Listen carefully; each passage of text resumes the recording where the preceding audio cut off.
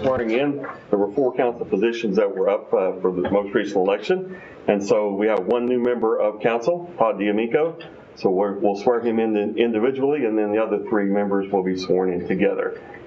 So are you ready? Ready. All right, please repeat after me. I, Todd D'Amico. I, Todd D'Amico. Do solemnly affirm. Do solemnly affirm. That I will support, obey, and defend. That I will support, obey, and defend. The Constitution of the United States. The Constitution of the United States. And the Constitution of the State of Oklahoma. And the Constitution of the State of Oklahoma. And that I will not knowingly receive. I will not knowingly receive. Directly or indirectly. Directly or indirectly. Any money or other valuable thing. Any money or other valuable thing. For the performance or non-performance. For the performance or non-performance. Of any act or duty pertaining to my office. Of any act or duty pertaining to my office. Other than the compensation allowed by law. Other than the compensation allowed by law. I further affirm that I will faithfully discharge my duties. I further affirm that I will faithfully discharge my duties. As a council member, Ward 1. As a council member, Ward 1. For the city of Newcastle, Oklahoma, to the best of my ability. For the city of Newcastle, Oklahoma, to the best of my ability. Thank you. Congratulations. Thank you, Scott. Yeah, Scott, you get a picture of the 2 of them. This is my family tonight. My oldest son is playing baseball for Newcastle Racers tonight, so he can't be here, but this is my wife Amber and my son Reed. So I have, for me. Sorry. Thank you. All right. Thank you. I have one more I'd just like to do just for a second. Walter, are you here? Yes. Come here, buddy. My youngest supporters from my Sunday school class at church, Walter Bivens. Give him a smile, Walter. 3, 2, 1. Thank you, sir. Yeah, I know. Thank you, Bill, come up. And Michael and Jean. Everybody but Marcy. Marcy's special tonight. Off the hook for it.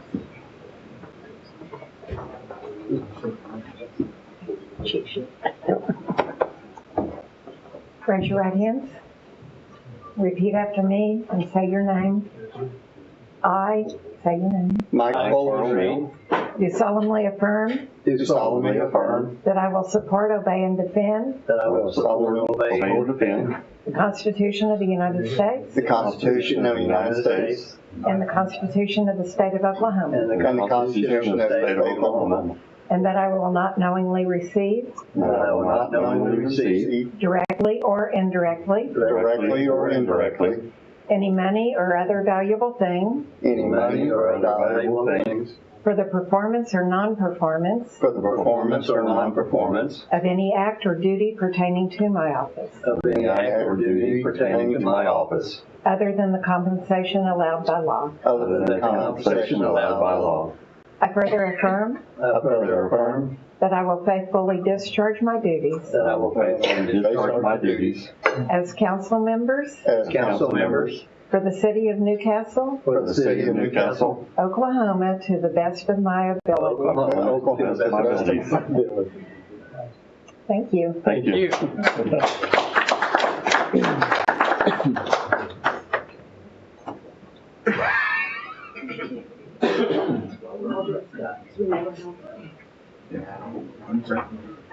Between, we can do between. Everyone will rise. We'll have our opening prayer and flag salute. Let's pray. Dear Heavenly Father, we take this opportunity to acknowledge you and to praise your name, dear Lord. And your word tells us to not only trust you in all that we do, but also to acknowledge you in all of our ways. So we do, dear Lord, acknowledge you, and we just pray for your blessings in our session tonight and each of our meetings, dear Lord, that we'll make decisions that are most appropriate and best for the city of Newcastle. Lead and guide us throughout tonight. In Christ's name I pray. Amen. I pledge allegiance to the flag of the United States of America and to the republic for which it stands, one nation, under God, indivisible, with liberty and justice for all. This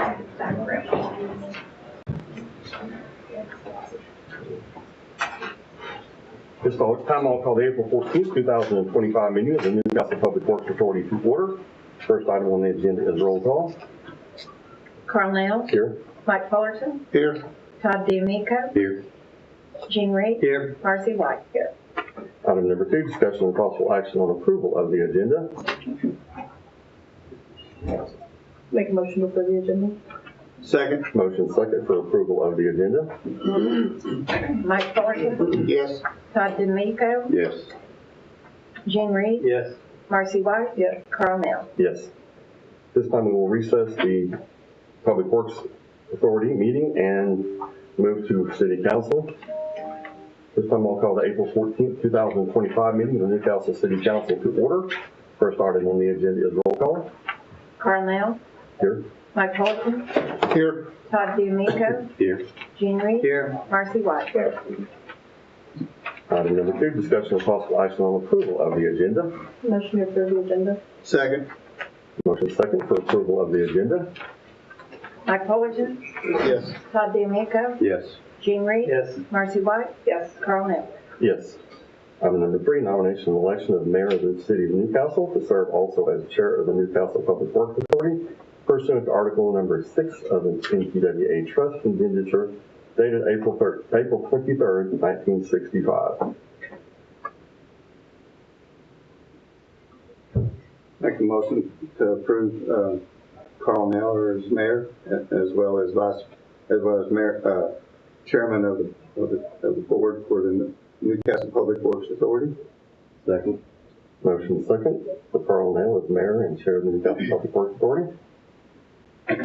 Mike Fullerton. Yes. Todd DeAmico. Yes. Gene Reed. Yes. Marcy White. Sorry, yes. Carl Nell. Yes. Item number 4, nomination and election of vice mayor of the city of Newcastle. Make a motion for nomination of Gene Reed as vice mayor of the city of Newcastle. Second. Motion second for Gene Reed as vice mayor of the city of Newcastle. Mike Fullerton. Yes. Todd DeAmico. Yes. Gene Reed. Yes. Marcy White. Yes. Carl Nell. Yes. And now revisit the Newcastle Public Works Authority agenda. Taking up item number 3, acknowledgement of election of mayor of the city of Newcastle to serve as chair of the Newcastle Public Works Authority.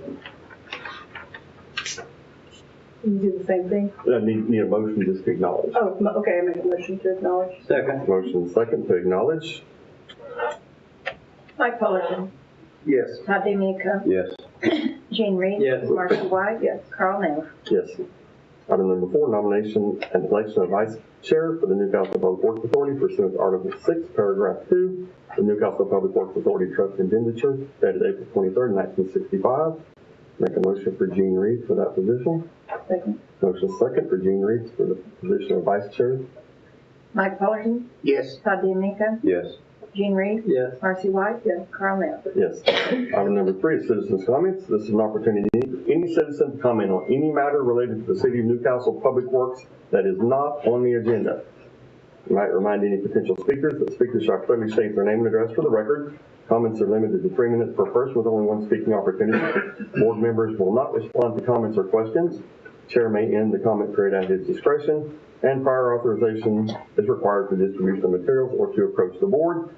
There has been some question as to why these rules are here for speakers.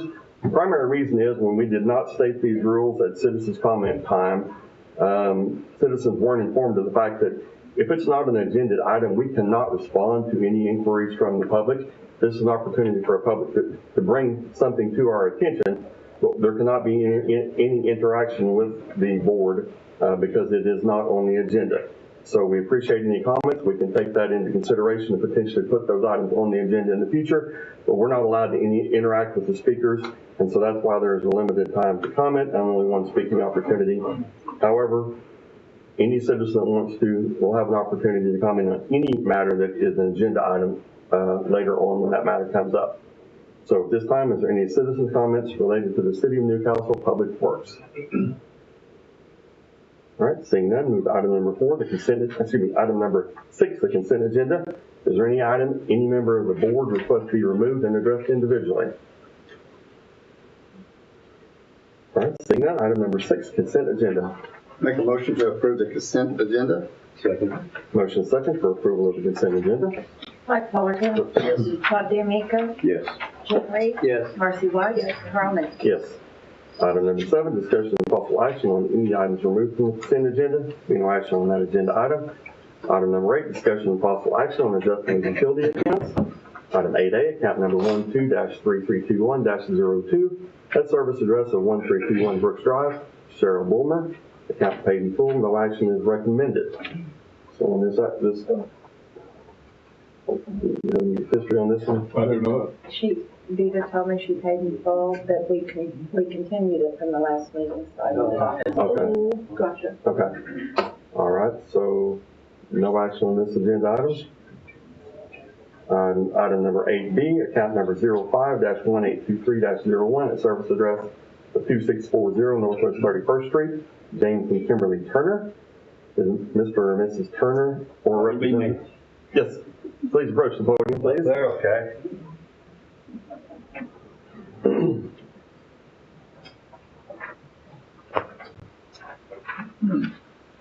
Looks like you had a water leak. I had a small water leak, but that water leak was there before that bill, I think it was the August one that's in question.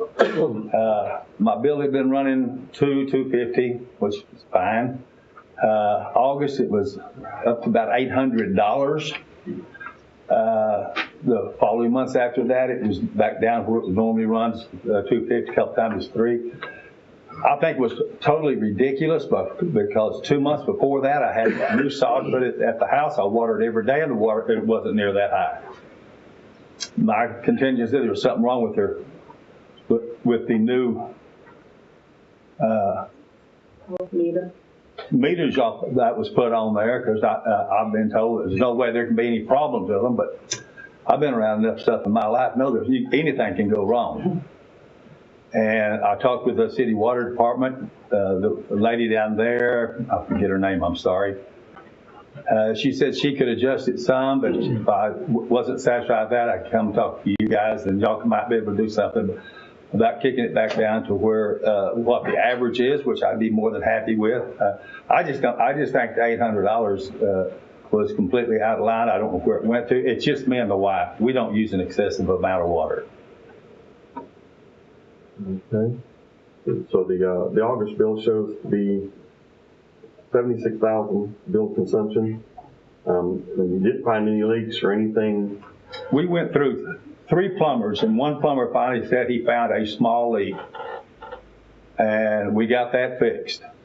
But nothing that would end up with that type of a leak. We've never had anything out like there was no water around the house, in the house, or anything else. First 2 plumbers I had, they checked it out, and they couldn't find anything. And the third one come out and did. I paid him to replace a line in there, and it's good from there. Yeah, it looks like afterwards you dropped down to about 32,000 was the highest month you had. A couple months after that. But we didn't find that until it was several months, because I got one plumber out and he couldn't find anything, and then we found another one to come out that was supposed to be able to detect water leaks, and then finally got the third one out. I went probably 3 months there trying to find water leak. Okay. When did they fix the small leak? When did you find that one? When did he find it? It was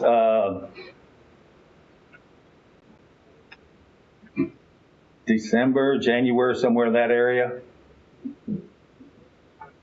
Let's get down since then, I guess. I mean, it hasn't gone back up. Yeah. This is the ones. It wasn't, guys, it wasn't even that high, when I filled the pool up. We had a new pool put in there, and it's approximately 16,000 gallon pool. Our water bill wasn't up like that. I mean, I expected if it had been back there then, I wouldn't be here. When did you have the pool put in? We started filling it in February Well, of last year. 76, so around it. That was August.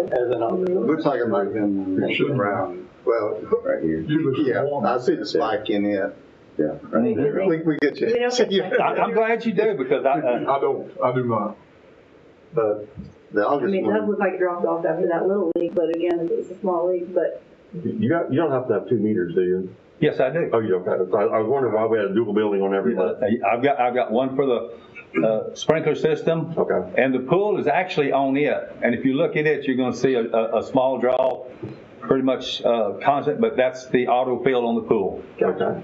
so the pool's not on this one at all. No. Okay, that's good to know. So we're just looking at, this is just the home You're use. pretty steady for a few months. Basically. Yeah, basically. Whatever it was is Yeah. gone. Now,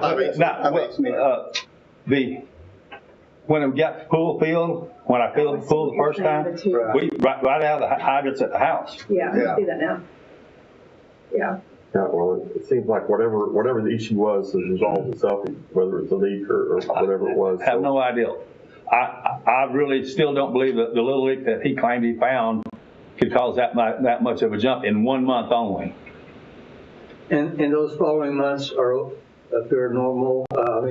Let's see, like October, November, okay? Yeah. And they're a little bit higher than the others. Yeah, there's some months we do use more water. Everybody does. I'm not. I want to pay for it, but man, $800 on that is just really kind of way up there. Yeah, could we average those among just those, that one among those 4 or 5 around it, or do we need those full year? It's up to council. We could definitely do it in a 6-month period of time, both before, 3 before and 3 after, or whatever, or we could do a full month prior to, whatever. Same with my eyes, trying to figure out which one's.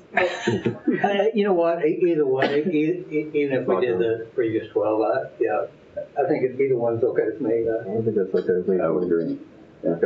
Seems like an anomaly. It does. So, okay, so I'll make a motion to approve agenda item 8B, doing the average of the past 12 months for the That meter. the meter that had the leak, and I'll let Vita decide. She knows which one that was. That's second. All right. Do we want to stretch this one, not just for the 1 month, but maybe the next month over? Well, that's when I asked about the other 2 or 3 months. He said they're kind of spiky. Well, August, July and August, I'll be honest, I was watering turf. Okay. Yeah. And So that could be that. That could be why the July and August a little bit higher. Okay.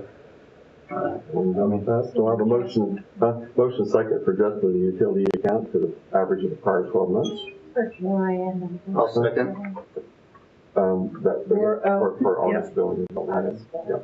Which is the highest. Yeah. Sorry. Man. Mike Fullerton, Yes. Todd D'Amico, Yes. Jean Reed, Yes. Marcy White, Carl Nell. Yes. Thank you, sir. Thank you. Good evening. Item number 8C, account number 06-2078-00, service address of 1921 South Highway 76. Representative Gary Shockley, Chief. Mr. Shockley's representative here this evening. I have a request from you on that one. She said that she was asking an adjustment be made about requiring somebody to be there to sign in. Can't get out, doesn't get out, and he is deceased. Her son, brother, and mother, repair bill is in your town. Okay, let's see, that repair bill was done on March 23rd. Oh, there it is. Oh, yeah. Now, our billing date shows March 24th, but I think to be on the safe side, we probably need to hit March and April bills, both. So I'll make a motion to adjust this, the March and April bills for this account to the average of prior 12 months. Second. Motion second for adjustment of the utility account. Mike Fullerton, Yes. Todd DeMeco, Yes. Gene Reed, Yes. Marcy White, Carl Nell. Yes. Item number 9, discussion of possible action regarding award of interest rate bid and financing proposal for real estate purchase for approximately 10 acres located at 1880 Northeast 16th Street, Newcastle, Oklahoma, being part of the northwest quarter of Section 13, Township 9 North, Range 4 West Indian Meridian, McLean County, Oklahoma. Okay, I'm assuming that the paperwork and documents were sent to council in your packets. Yes. The staff is recommending First National, after reviewing all of the proposals, or one proposal that actually requires the city to deposit $250,000 with their institution before they would give us those rates or even finance.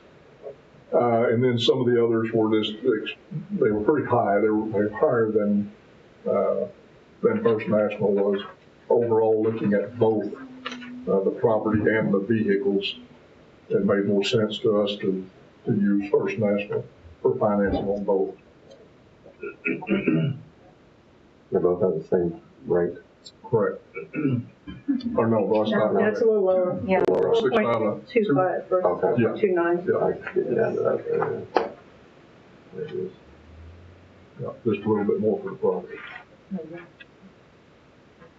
4.25.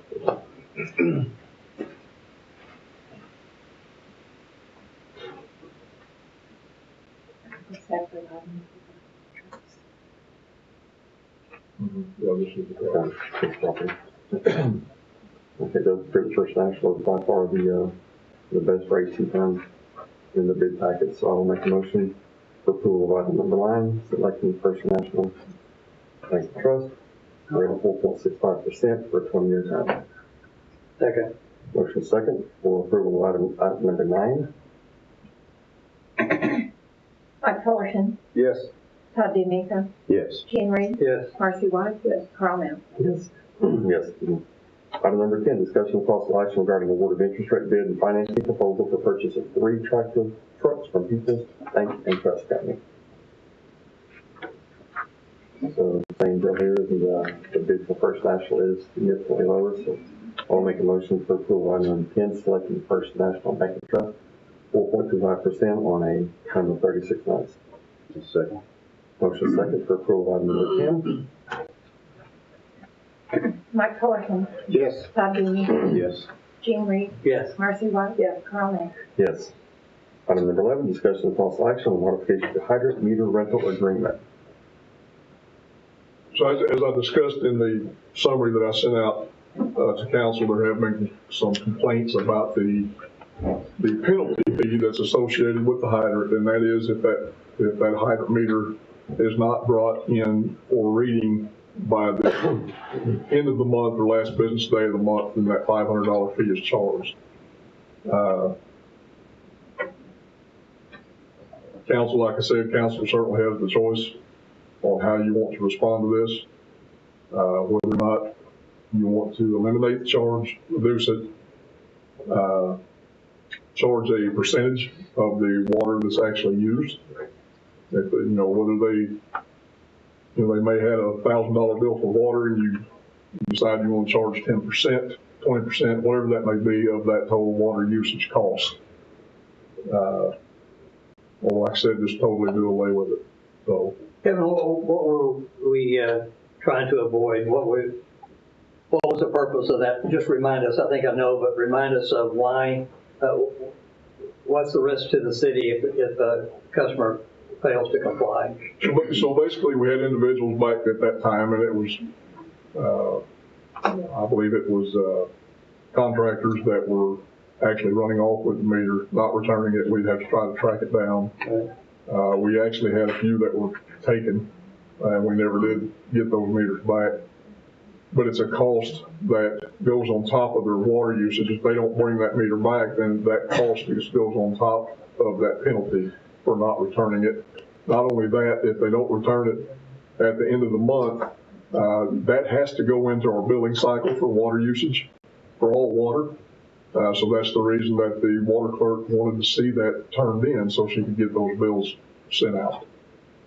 When we did this way back when we put this on, like Kevin said, it was because a lot of these meters, people would take them and they would never come back. They would disappear. And so we increased that fee so it would be a little bit more punitive to these individuals. However, now we do have meters that have GPS locators on them. So we can find the meters now. And you guys can remember recently we did up our deposit fee significantly to where our deposit fee was equal to the cost of the meter. Right. So those are some of the things that we were trying to avoid when we put this on there. And it seems like the penalty charge, if they don't make it in during that period of time, is just a little bit excessive, in my opinion, because we can track the meter down now. And so my thoughts on this were to either make it a pretty de minimis type of fee or do away with the fee, because if they take off with our meter, we get to keep their money, and we can also track them down with the GPS locator on the meter too. Well, I just connected something, tell me if I understood right. We don't know how much water they consume if they don't bring it back either. We do not. Okay, so that's part of it too. That's part of it, yeah. Okay. But the fact that we now will be able to track them down, and I think a lot of times in the past, I think we checked out meters and we didn't maybe get quite good enough information on those individuals to know who to go to or how to get. But I'm kind of wondering who is feeling the pain if they're not going to return them back anyway. They don't care because they're not returning them, whether we have a fine or not. So, but those who are raising the concern, is it because they missed it by a day or two, and you charge that much? We're charging them that much, or? It was a misunderstanding. When they checked the meter out, paid the deposit, they were told that the meter was a GPS meter. They were under the understanding that, or under the thought process that it automatically read like our residential meters did. Okay. They did not understand that it did not. That they physically have to bring it in. Bring it in. Building. Oh, so they were inadvertently leaving it there, inadvertently getting okay. Yeah, and they missed it, and they got a $500 non-compliance fee on their water bill. Thank you. And it was really misunderstanding that when it was GPS, the assumption was that it was like the rest of our residential meters work very remotely. And so that was the concern, that it just seemed a little bit punitive. Yeah, I have a feeling something to motivate them to get it in, but I have no problem with 10% of the bill or something like that, because if it's somebody that's going to be using a lot, that'll be a lot to them. Well, kind of, we can look at it like they're going to be late on their payment because we won't be able to calculate it for the month if they did it. So it's almost like we could do it like that as a late fee. So what accrues like a late fee? Yeah. Because we won't know what to charge them, so it makes sense that way rather than just a flat. Plus, if they just don't show back up, we still have our $1,500 to replace it. That thing is that those size meters could end up running out $1,500 of water in a day. Well, right. the meter itself. Yeah. The cost of Yeah, the cost of the meter's covered with the. Yeah, with the deposit. No, I know what you're saying. So if they ran up $10,000 over the water, that $1,500 is nothing to them. You mean? Yes. Hopefully we've got enough information to track them down, and we've got the GPS on the device. And we got enough to bill them, where I think in the past we maybe didn't get enough where we could track down the meters just left, and nobody kept good enough records to know where it was. But we've got a lot better system in place now, I believe. I hear a recommendation. What do you suggest, Mayor? Well, I would suggest either something along the lines of 10% of the value of the billing, or if we wanted to set some type of fee, I think $25 or 10%, whichever is greater. Oh, that's a good one. That way, if you had somebody that was a huge water user that was going to be really impactful in the city, it would start racking up quite a bit. But if you had somebody that had that meter and didn't really pull that much out of it, it was going to be a pretty minimal charge. That's fair. How about city staff being able to track? Do you have a recommendation on? I'm completely open for whatever council wants I'm to. talking about as far as you being able to administer whatever you put in place. Can you calculate Oh, absolutely, Either of yeah. those two? Yeah, the water clerk will be able to calculate that in a heartbeat. We do late fees on residential bills now. Just checking. All right, well then I'll make a motion to adjust our hydrant meter rental agreement and remove the $500 and replace that with $25 or 10% of the value determined of water usage, whichever is greater. Motion second for approval of item number 11. Caller, you gonna have any comment? Oh, sorry. Public comment. Sorry about that. Forgot about that. I didn't want you to come here all night long and not get to talk.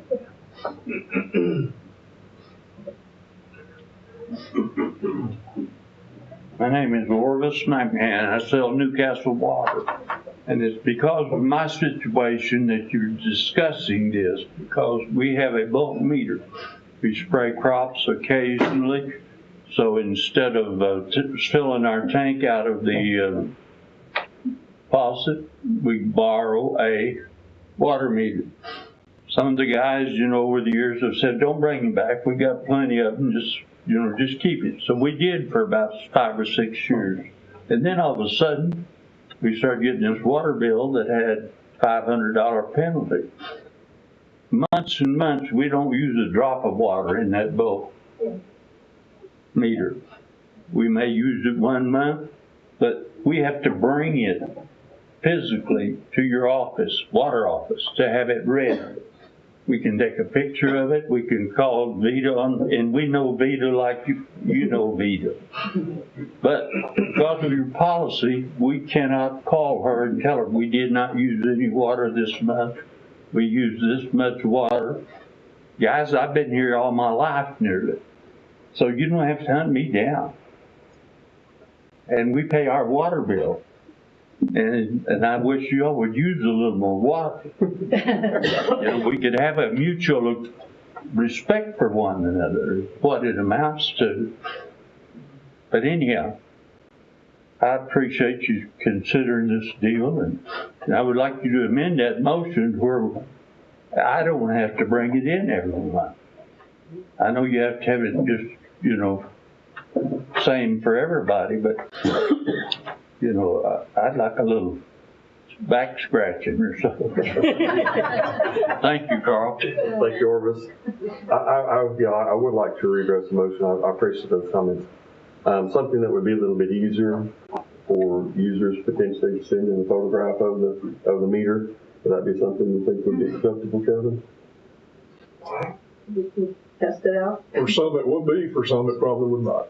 This application is completely different than what I had in my mind. I was thinking of developer, construction, over a period of time. So I wasn't even thinking about that application that Mr. McMahon.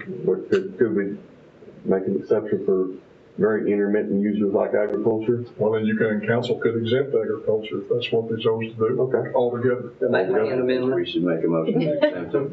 Okay. I think we should exempt it. All right. Well, then I will readdress my motion, and as a part of that motion, the same thing stands with except. Okay. Can I make a question real quick? On these new meters that we're getting, I understand the old meters reading, having not the cellular ties anymore. Can do the new meters that are this size, that are portable like this, have a cell connection? No. No No, such because thing. these are hydrant meters. No, we're not doing those like that because of the nature of how these are being used. The antennas and things of that nature will get destroyed. It's not feasible to try to read something like that. They're not even set up for it. I'm just Registers, that's what I was trying to do. Another question. Do you know how many of those fines we've levied at that $500 amount? I know that there's one that's out there, because I talked to the water clerk about this today, and there's one individual out there, I don't know, I'm assuming it's construction. Didn't say who it was, but there is somewhere between $4,000 and $6,000 owed from that person because they have not brought that meter in. But they're going to owe us that whether there's that penalty or not. Right, I mean, Well, that includes penalties and water consumption. okay. And potentially, I mean, the problem is potentially they're still out there using that meter drawing our water and we don't know. Right. On somebody's water. And at what point do we visit the meter since we know where it is? Well, it's time, it's past time, unless they still have one of the older meters, and I don't know that for a fact. But we do know who it is now to get in touch with them. Yes, water clerk said that she knows who it is. Yeah. Because I wouldn't mind if we could somehow mitigate or go back, make it retroactive or whatever. That's kind of, we're kind of sensing, for the most part, that's an unnecessary penalty that we have. And going forward, could we go backwards any or mitigate that? For agricultural, yes. For contractors, I don't know that I'll do that. Would you consider putting that into your motion? Yeah, I will amend my motion, just as stated as far as for the fee structure, for failure to have the meter read, with the exception that it would exempt any agriculture users of the meter, and for agriculture users, it would also be retroactive to any outstanding agricultural penalties that are outstanding. Just to clarify, but not to penalties that have already been paid.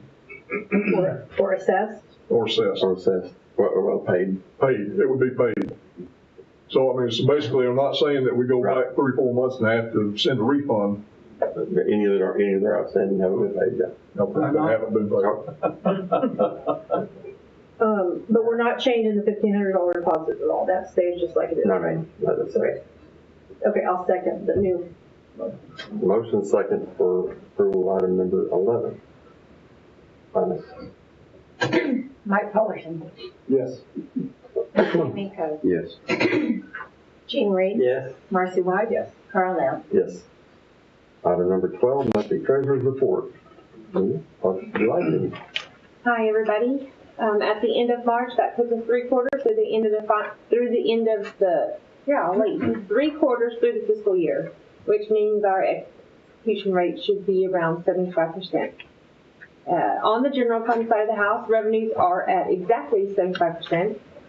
Expenses are 72.2, so they're actually a little below expected budget amount. Revenues for our capital improvement tax fund are 74.2. Expenses are still low at 26.3, but we do expect that to pick up in the next few months. Revenues for NPWA finished the month at 74.8%. Expenses finished at 71.6%. So the revenues are, again, within the expected budget amounts, while expenses are just a little low. The fire department tax fund has brought in $1,012,888. We have spent $1,681,863 in the operation of our fire department, which means that extra tax that we get is covering 60.2% of our cost of that. For our water meter loan, we did have one extra payment, so now we're at 7 draws at $2.6 million. For our new wastewater treatment facility, we paid 15 draws, and that project is a little over $40 million now. Sales and use tax came in at $786,986. $650,000 of that was sales, $137,000 of that was use. That put us at the end of the month, that put us 1.3% below where we expected to be at the end of March. In March 2024, it was actually 2.6% higher than where we are right now. And the total receipts at this point last year were also 1.3% higher. So our sales and use tax are not coming in as we had hoped. So that's how that's going. Our current indebtedness is almost $64 million. That does include the 2 OWRV loans that are in the construction phase. One debt we did finish paying off was our new fire engine. I say new, 3 years old. So yeah. Well, that was because we had, that first one had been wrecked. We bought a second one, but a good down payment. But now they're fully ours. So that was one debt we did finish off. The city fund balances, general fund is $1.9 million. Capital improvement tax fund is $2.7 million. Economic development tax fund is $38,000. Oh, that's not a tax fund, sorry, that's a boo-boo. Economic Development Fund, the authority fund. Cemetery fund is $46,000. Parks capital improvement is $201,000.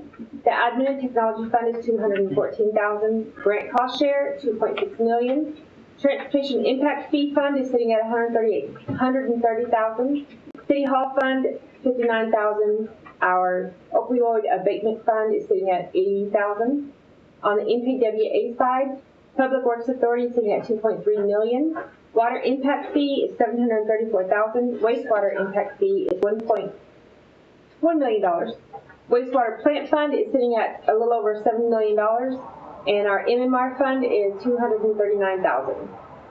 So are there any questions for me for the month of March? I believe so. No. Good. Thank you. Thank you, Jean. Item number 13, General Manager's comments. Spoke with Wall Engineering this afternoon about our new wastewater treatment plant. Everything out there is still moving along very nicely. And also that we have still not touched any of the contingency money in that loan that comes with. So Wall Engineering and Wynn are just doing a fantastic job at keeping those costs where they need to be. Also talked to him a little bit about the NBR plant down south, engineering things that are going on down there. They are still doing an ALTA survey right now and a boundary survey. They have found several pipelines that are running across that property. And I got an email today from the surveyor that he was sending it to. Wall Engineering copied me on it.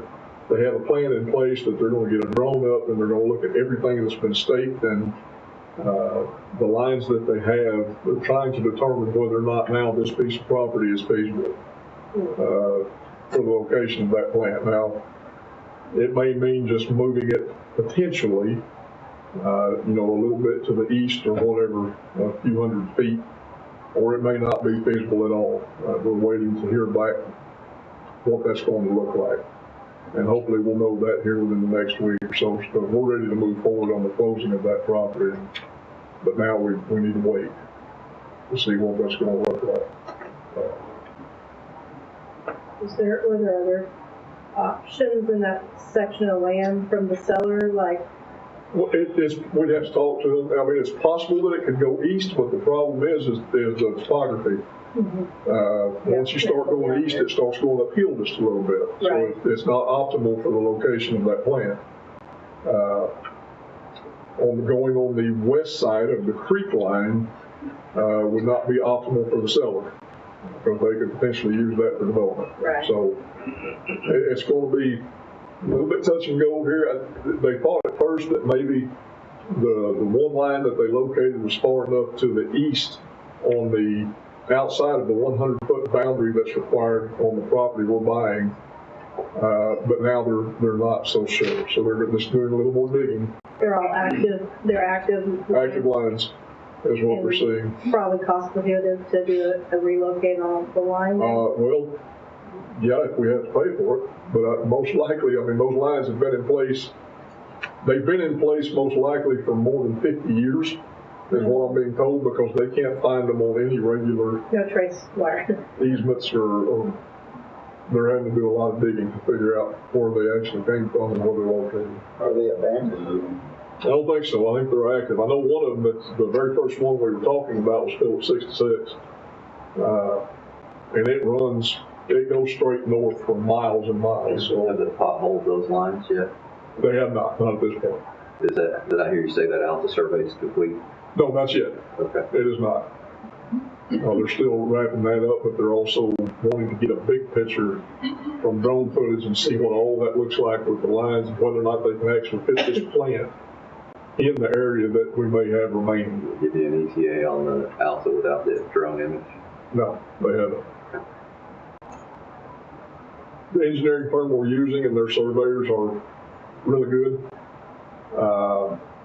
I would expect that if it wasn't for this, we probably already had it. So When you say we're still digging, you're speaking figuratively. yeah, we're not digging holes in the ground. Be careful. Yeah. Hopefully we can make this location work. Yeah, well, it's what it is. And I will say too, as an addition to that, because I didn't want to hurt anything. We have applied for funding for that NBR plant through House Representative Tom Cole's office. Potentially, we could receive full funding for that project as part, well, let me back up. Ooh, wow. That's the way I actually heard that first. I know. Up to 15 million. Wow. Potentially. So. Where? Congressional funding, it's the Appropriations Committee. And then we will also be applying either this week, well, it's due April 30th, I believe they said. We're also going to be applying with Senator Mullins' office for the same type of funding. And all 4 projects have been submitted: the NBR plant, the Tri-City sewer line relocation, Country Club, and Northwest 24th. All of those have been submitted, and we will submit all of those to Mullins' office as well and see what we get out of it. That would be fabulous. That would be amazing. That's all that. You could give us information like that every month. You know, Don't let us down. That was a promise, right? Right. Yeah. No promises. All right, item number 14, trustees' comments. I get asked occasionally, and I did recently today, about the school zone flashing lights, and I can't read that. I'm not always sure how to respond back. Do we have ownership for adjusting those, or does the school, or is it a joint effort? Sometimes they flash when school is obviously not in. Sometimes they're not flashing while school's in session, but it may be because of the time of day. But do we have ownership of that, or? That has flipped back and forth between the school and Newcastle for some time now. When there were different people on staff with the school, they insisted that the school had the authority to change those, and it was their responsibility. We relinquished that and said, okay, you know your school times, whatever, you can do that. Since then, and the staff has changed, it got thrown back to Newcastle. So when these new lights come in, when they're installed, which may be a while at this point now because of 76 construction, but when those lights are installed, this is all going to be computerized, and we will have full responsibility, and we will be able to adjust those simply by a computer at the office. With a calendar. Yes, with calendars and everything else. So that's the one at Woodland Hill, right? It's also the one on 130. Yeah. I just want to make sure that Yeah, and those will all be synced. They can all be done. I say synced. They could be done at the same time. Obviously, there's going to be different start times, But 130 is only one of the many for the school system here, right? Yeah, all of them. All of them. Well, now they're redoing 130, but they're not redoing 62. Right. So Will we have the ability to automate those as well? The way they talk, 62 would not be included on that because this is all new software and lighting that's coming in on 130. And we got. I mean, I know everybody cares for it being safe and everything like that, but it kind of.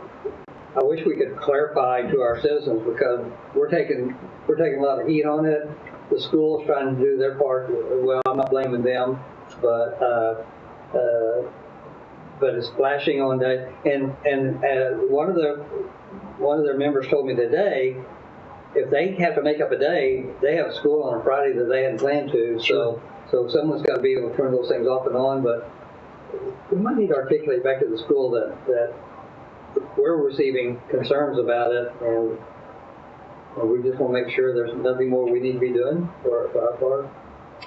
Yeah, and those lights that are currently out there, they're difficult to operate, I guess, switching back and forth, and we got a day here and we got a day there, and they pretty much have set patterns. But these new ones that we're getting in on 76 and on 130, and I need to talk to them about 62, those will be able, just a click of a button on the computer. So hopefully that gets rectified fairly quickly when those lights go in. Obviously, it's a safety concern, but sure, resident satisfaction too. Thank you. Any other trustee comments? One question I had, Kevin, you mentioned the new sewer or waste treatment facility. Timeline on that? They're hoping to run a clean water test on it next month. And if the clean water test comes through and it's good, then opening would be rather quickly.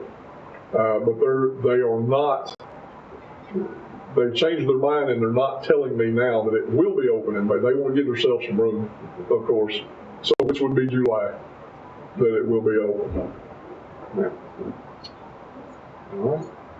We'll have a big ribbon cutting if somebody wants to come to the waste treatment facility for checking cookies and anyway.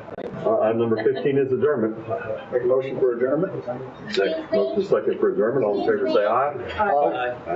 We have a group from North Car that we would like to make you all aware of the situation. Ma'am, we just adjourned public works. We're going to open up city council in just a minute. All right. And there'll be an opportunity for public comment at that time. Thank you. You're welcome. Mike made the motion and Todd seconded.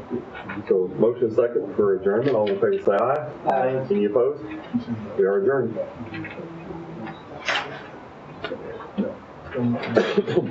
This time we'll reconvene the April 14th, 2025 meeting of the Newcastle City Council. Starting with item number 5, citizens' comments. This is an opportunity for any citizen to comment on any matter related to the city of Newcastle that is not on the agenda. All speakers shall clearly state their name and address for the record. Comments are limited to 3 minutes per person with only one speaking opportunity. Council members will not respond to comments or questions, and the mayor may end comment period at his discretion. Prior authorization is also required to distribute the materials or to approach the council. Is there any public comment at this time? Yes. Can I speak? Yes, speak at the podium, please. Yes. Please state your name and address for the record. Hi there. I appreciate your time. My name's Lisa DeBoe. I just bought the house at 1220 North Carr in Newcastle. I guess I didn't know what I was getting into. I live next to 1212 North Carr, and it's pretty much a party house. Underage drinking, smoking weed, constant in and out cars, subwoofers banging all hour of the night, screaming. I mean, just hoopla. It just never ends. I called Newcastle Police Department, and I don't know, I guess there was a confusion because they did have, 1212 had a kid removed from there. So Newcastle Police thought they were tribal. So Newcastle Police referred me to Whitehorse Police.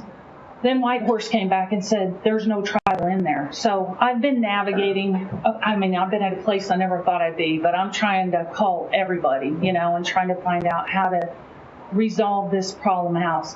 And look, we were all a kid one day, it's just craziness. There's no supervision, nobody's gainfully employed, they don't mow the yard. They don't take the trash out. They can't keep 3 dogs in, so they just went and got another pit bull puppy, and they destroyed my new fence back there. And, I call the police department. I come back and find rocks in my backyard. I'm being called filthy names. I can't sit on my porch. They get in fist fights. They call each other the F word. It's just, I think I got more than I bargained for, and I really need everyone's help. I went through trying to get code enforcement, the police department. I'm sure they're tired of hearing it from me. They know my name, and not in a good way. I'm polite. I'm an Army vet, but all of our neighbors we're trying to navigate it, and this is just a problem house. We've heard from one of the police department that this is known as a crack house, and Hunter Kerr is the resident there. He's known as a thief, and this is the grandma's house. I kept smelling something weird. I had DEQ come out. I have a letter from DEQ. It's raw sewage all around. They're washing clothes in a kiddie pool in the backyard. I have pictures of that. They can't flush the toilet. I talked to the miners there that are saying they're going to the Quickie Mart to do the bathroom. And it's just crazy. This is in city limits. And so I don't know. I'm concerned. I just bought this house. I haven't been in there a month, and I'm concerned about my safety, home equity, and peace and quiet. I have no peace and quiet. I feel like I bought a house next to a pay-and park. or a quickie mart. There's just quickie 1 minute, 2 minute traffic all hours of the night. So I do have the letter from DEQ. I've talked to Kevin Sell from your code enforcement down there at the city hall. I've talked to the police department multiple times. So I kind of wanted to see if we can, navigate this together. Like I said, we cannot take any action normally, but we could take your comments. Thank you. One thing I would like to mention too, to anybody, this is for anybody out there, all of our council emails are on the city website. So I don't want anybody to feel like their only opportunity to reach out to council is to come to a meeting. Anybody can shoot us an email. We'll all respond. I'm positive. Normally, most of our phone numbers aren't too hard to find. So in the future, I don't want anybody to feel like they have to wait to have anything addressed. Shoot us an email. We'll be glad to then follow up with that. But do we still have an invite to come back next time if we want to go this route, though? Oh, absolutely. Okay. You can come speak anytime. Either way. Yes. Thank you. Thank you. Have a good evening. Is there any other public comment concerning the city of Newcastle? All right. I just have, I'm from the same community, so I have somebody else's letters. So my name is Jill DeVoe. I live at 1220 North Carr and next to the 1212 North Carr home here in Newcastle that Lisa had expressed some concern about. I have a letter from Angela, is it Price? She did not include her address on here, but it's very short. I'll read it. To whom it may concern, I do know firsthand that there are no legal guardians that live at this house. Hunter Kerr, 19 years old, is in charge here. There are 2 minor girls who also live at 1212 North Carr. Just a side note, which Lisa didn't mention, when Lightfoot police came, they did ascertain that there was an underage girl residing there, and they did call DHS, and we do believe that DHS was out to the house in regards to that one individual. My son was friends with them and has separated himself from this situation. He has confirmed there is no running water, that he is not able to use the bathroom at this house. Please contact me if you need more information. And she signed it, Angela. I'm sorry, I just can't read the last name. 405-370-1773. And then 1200 North Carr Drive. This is from another individual in reference to House 1212. He says, I want to express my concern for the goings-on, trash, underage drinking, and general nuisance and noise generated by the unruly behavior of the residents. Any help would be appreciated. Monty, I think it's Nabod, resident at the 1200. And that was, thank you. Thank you. All right, any other public comment? You want me to address any of that? You absolutely can. I did speak with Mr. Bowe last week. It was, I believe it was Thursday and again Friday. I've also spoke with our police chief about this, who has contacted certain authorities to look into some things over there. I'm not going to get into specifics on this because there are some things that are taking place. I did speak with the DEQ representative that was out at this location, and he explained to me the procedures that they will take. He did find raw sewage on the ground right up next to the house, so apparently there's a service line or a main line coming out of the house that's broke right behind the house or just under the house.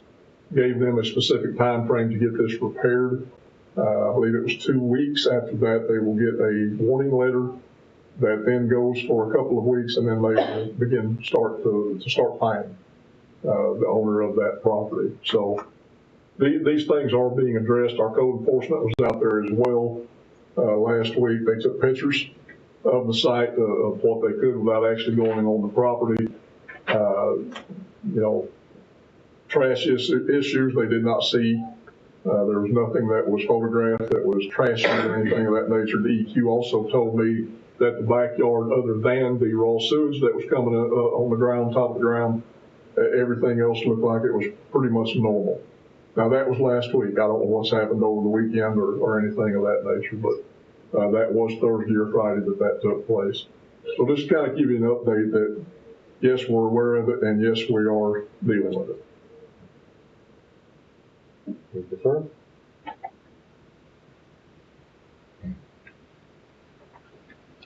Alrighty. Item number 6 is consent agenda. Is there any item any member of council would request be removed and addressed individually? Seeing none, item number 4, or item number 6, consent agenda. Make a motion to approve the consent agenda. Second. Motion second for approval of the consent agenda. Mike Fullerton, Yes. Todd DeMico, Yes. Gene Reed, Yes. Marcy White, yes, Carl Nell. Yes.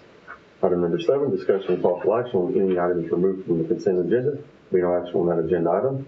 Item number 8, discussion and possible action on recommendations of the Planning Commission. Item number 8A, public hearing, discussion and possible action on Planning Commission recommendation for approval of application for rezoning from A agriculture to E1 suburban estate residential for Matthew W. Bell and Christy D. Bell, located in the east half northeast quarter of northeast quarter of section 20, township 9 north, range 4 west, Indian Meridian, McLean County, Oklahoma, and adoption of ordinance number 991. Property address is 2504 Highway 130, Newcastle, Oklahoma. Case number R2025-003. The address is incorrect on the agenda. Okay. Sorry. What was that ad, correct address? 2504 Highway 130.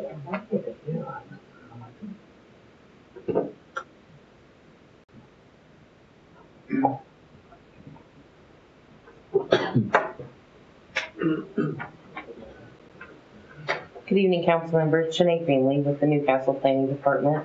This item, R 2025-003, is a rezoning request from A, General Agriculture District to E1, Suburban Estate Residential District. For Christy Bell, she's the owner at 2504 State Highway 130 for approximately 4.66 acres.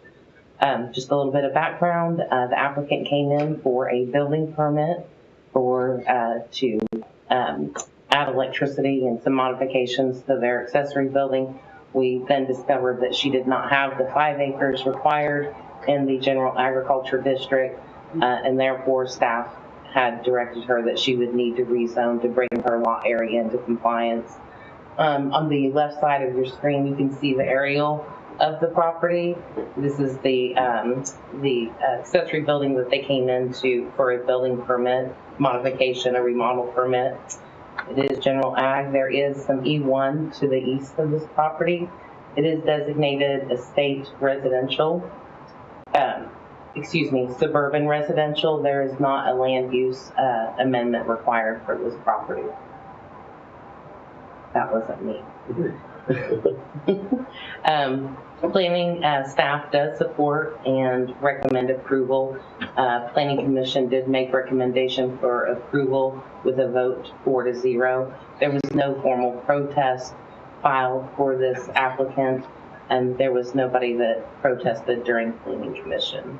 I am happy to answer any questions regarding this application.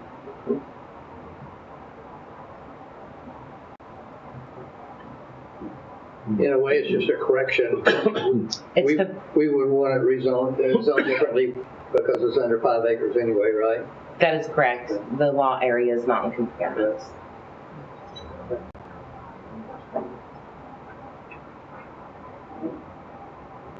Any questions for Janae? This time, is there any public comment concerning this agenda item? All right. I'll entertain a motion. Oh, I had a question, sir. In future, please speak from the podium. Any public comment has to come from the podium. Once again, please state your name and address for the record. Sure. Sorry, I'm back. Lisa DeBoe. I had a question for you. There was a statement made on 12/12 that there wasn't any outstanding trash seen. That doesn't have anything to do with this item. We're only taking comments. Oh, on this, sorry. No, I mean, in future, can I bring pictures printed out on my next meeting that I come to? Yeah, if you like. Okay, thank you. Is there any public comment concerning this agenda item? All right. I move to approve item 8A. I'll second. Motion second for approval of item number 8A. Mike Fullerton, Yes. Todd DeMico. Yes. Gene Reed. Yes. Marcy White. Yes. Carl Nell. Yes. Item 8B, discussion of possible action on adoption of the emergency clause for orders number 991. Move to approve 8B. Second. Motion second for approval of item number 8B. Mike Fullerton, Yes. Todd DeMico. Yes. Gene Reed. Yes. Marcy White. Yes. Carl Nell. Yes.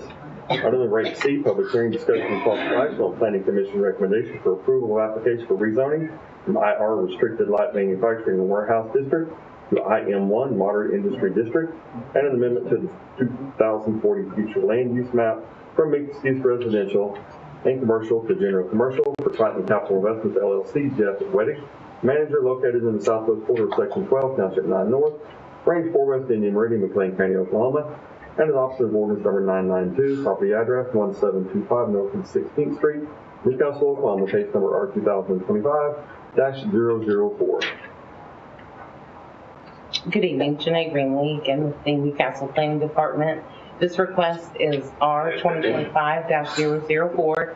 It is a rezoning request from IR, Restricted Light Manufacturing and Warehouse District, to IM1, Moderate Industry District, and land use amendment from mixed use residential and commercial to general commercial. Triton Capital Investments LLC is the owner, located at 1719 Northeast 16th Street for approximately 5 acres. On the left side of your screen is the aerial showing kind of just the surrounding land use, some vacant abandoned landfill to the north, single family dwellings, and agriculture to the east. There is Newcastle Streets Department as well to the south, commercial offices, and some different industrial type uses. And to the west, the Lisi concrete and stone and a stone and sand facility. And also further to the west is also the future, is the site of the Newcastle wastewater treatment facility.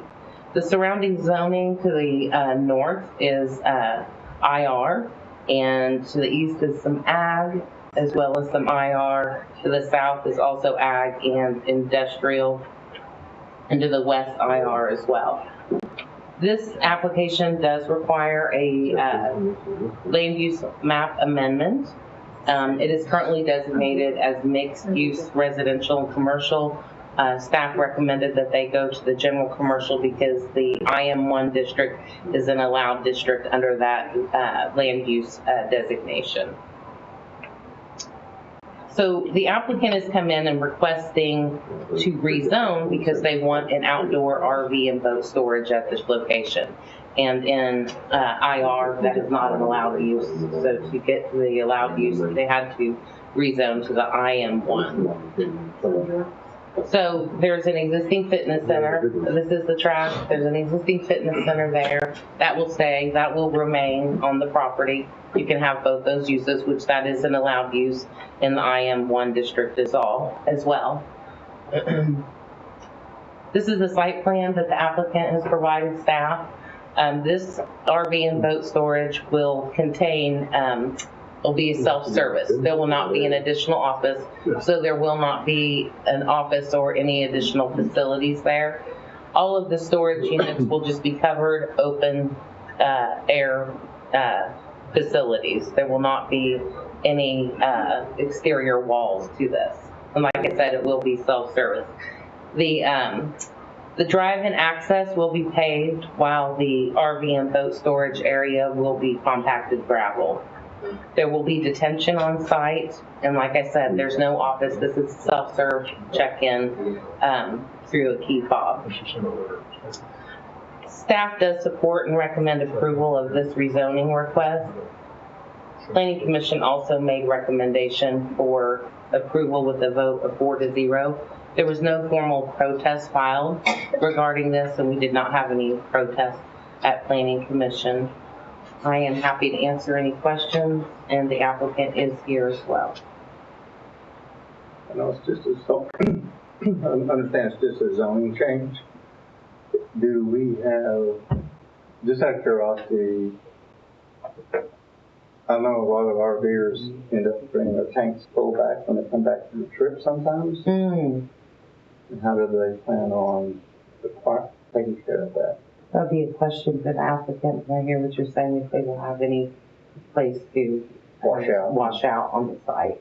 I did want to also mention too, because it was mentioned at Planning Commission, which it is, and we will answer your question, denoted on the site plan. They are required a site-proof screening abutting residential properties, which is ag to the east. So they will be doing the site-proof fencing here and around the perimeter. And they'll do a perimeter site-proof fence around the whole facility. But as far as washout or clean out, I will let the applicant address that comment.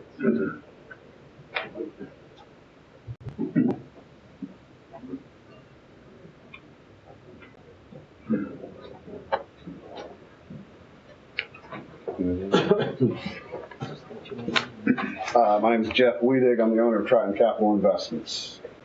The question was in regards to the septic and sewer. We would refer and recommend them to go to Love's and use the dump station there. We are not planning on offering any type of a dump station or on-site septic for that matter, or sewer for that matter.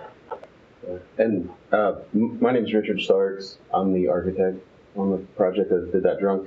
It's going to be technically infeasible because the area is a landfill. You can't really put a septic or anything like that in there. And there's not, I believe there's not sewer service available, correct? Yeah, so there's not sewer service available. So, yeah, so it's not possible. Any other questions for the applicant? All right, thank you, gentlemen. Is there any public comment concerning this agenda item? No, I will entertain a motion. Make a motion to approve agenda item 8C, change from IR to item 1. I'll second. Motion second for approval of item number 8C. Mike Fullerton, Yes. Todd DeMonico, Yes. King Reed, Yes. Marcy White, Carl Nell. Yes. Item number 8D, discussion of possible action on adoption of emergency clause, ordinance number 992. Oh, motion to approve agenda item 8D, sorry. Second. Motion second for approval of item number 8D. Mike Fullerton, Yes. Todd DeMonico, Yes. King Reed, Yes. Marcy White, Carl Nell. Yes. Item number 8E, public hearing, discussion of possible action on planning commission recommendation to approve an application to be permitted on review for conditional use permit for oil and gas drilling and production for 5C Farms Group LLC, Eckert Energy, Swale 9X4-9N-4W, 1WXH, located on a 3.99 acre pad site in the southwest quarter of the southwest quarter of Section 9, Township 9 North, Range 4 West, Indian Meridian, McLean County, Oklahoma. Property location, 0.12 mile east of North Rockwell on Northwest 16th Street, Newcastle, Oklahoma. Case number UPOR 2025-002. Good evening, Meg Greenlee with the Planning Department again. This request is made by Eckert Operating LLC, the owner and operator, for a new pad site for oil and gas drilling. There'll be 3 new boreholes. What we're going to do is the same presentation, but each borehole is a separate UPOR application. So this is item 8E through 8G, which, like I stated, each one will have to be voted on separately, but it's the same application for all of them. So UPOR 2025-002, 003, and 004 for the Swale oil and gas well drilling and production. This is located at, we actually assigned an address for this.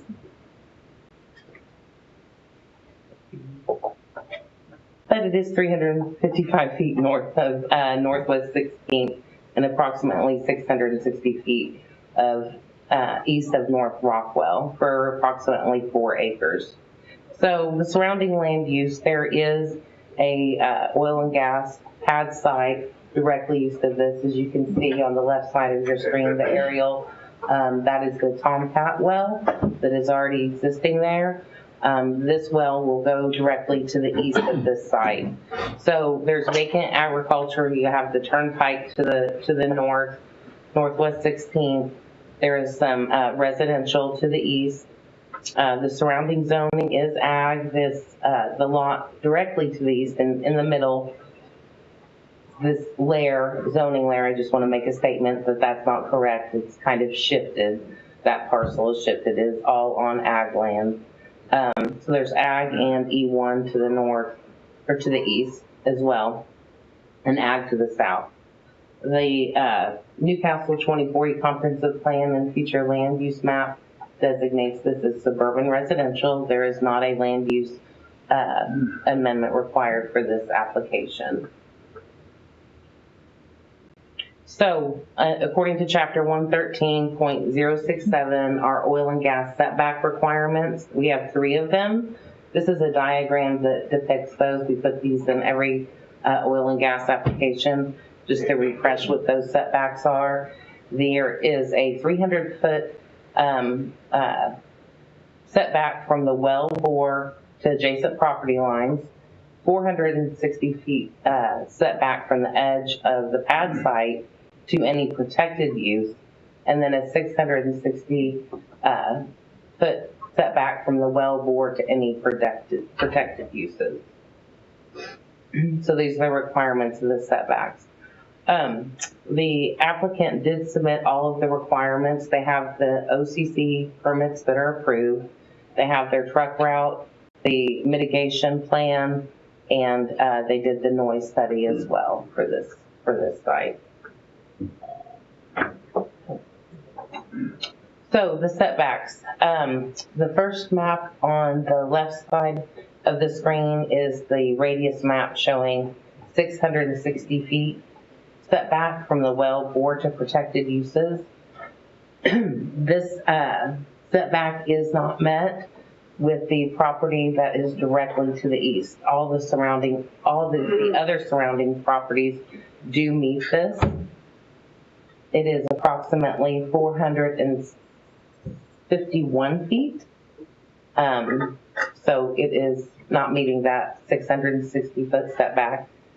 The second map in the middle of your screen is the 460 foot setback from the pad site to protected uses. This is the one where it is not meeting the setback, and it is 215 feet from the edge of that pad site to the protected use. And from the well bore to the protected use, it's 441 feet. They have a waiver that is signed by that property owner. The only property owner that's affected is the property to the east. That is also in your packet, the waiver, the signed waiver from that property owner, allowing them, stating that they are aware of that and they concur that they are not meeting that setback. The radius map to your right, the right of the screen, is the 300-foot setback, and it is meeting those setback requirements for that setback requirement. So being that they received the waiver from the affected property owner, it is up to council to make that decision if they would like to notice that they've received that and make the decision on reducing that setback. The applicant is here with Eckert Operating, and he can answer any additional questions. I'm happy to answer any additional questions as well. Janae, would you happen to know what page that approval letter is on, the waiver? So I don't know what page in your packet. I apologize. Emil, do you know what page that is on? I did print it out and I have it here. I can pass it around for you if you want to take a look at the hard copy. I think I found it. Okay. Thank you. It's on page 144, if it matters. Yeah. Thank you. 144. What is the truck route? Is it identified on the map? It will all be from, and that is in the staff report as well, and it is going to be all coming from 37 to 76 to 16th. There will be no truck traffic that will be allowed past that oil and gas site traveling east on 16th. Is that established in an easement or just an agreement? An agreement.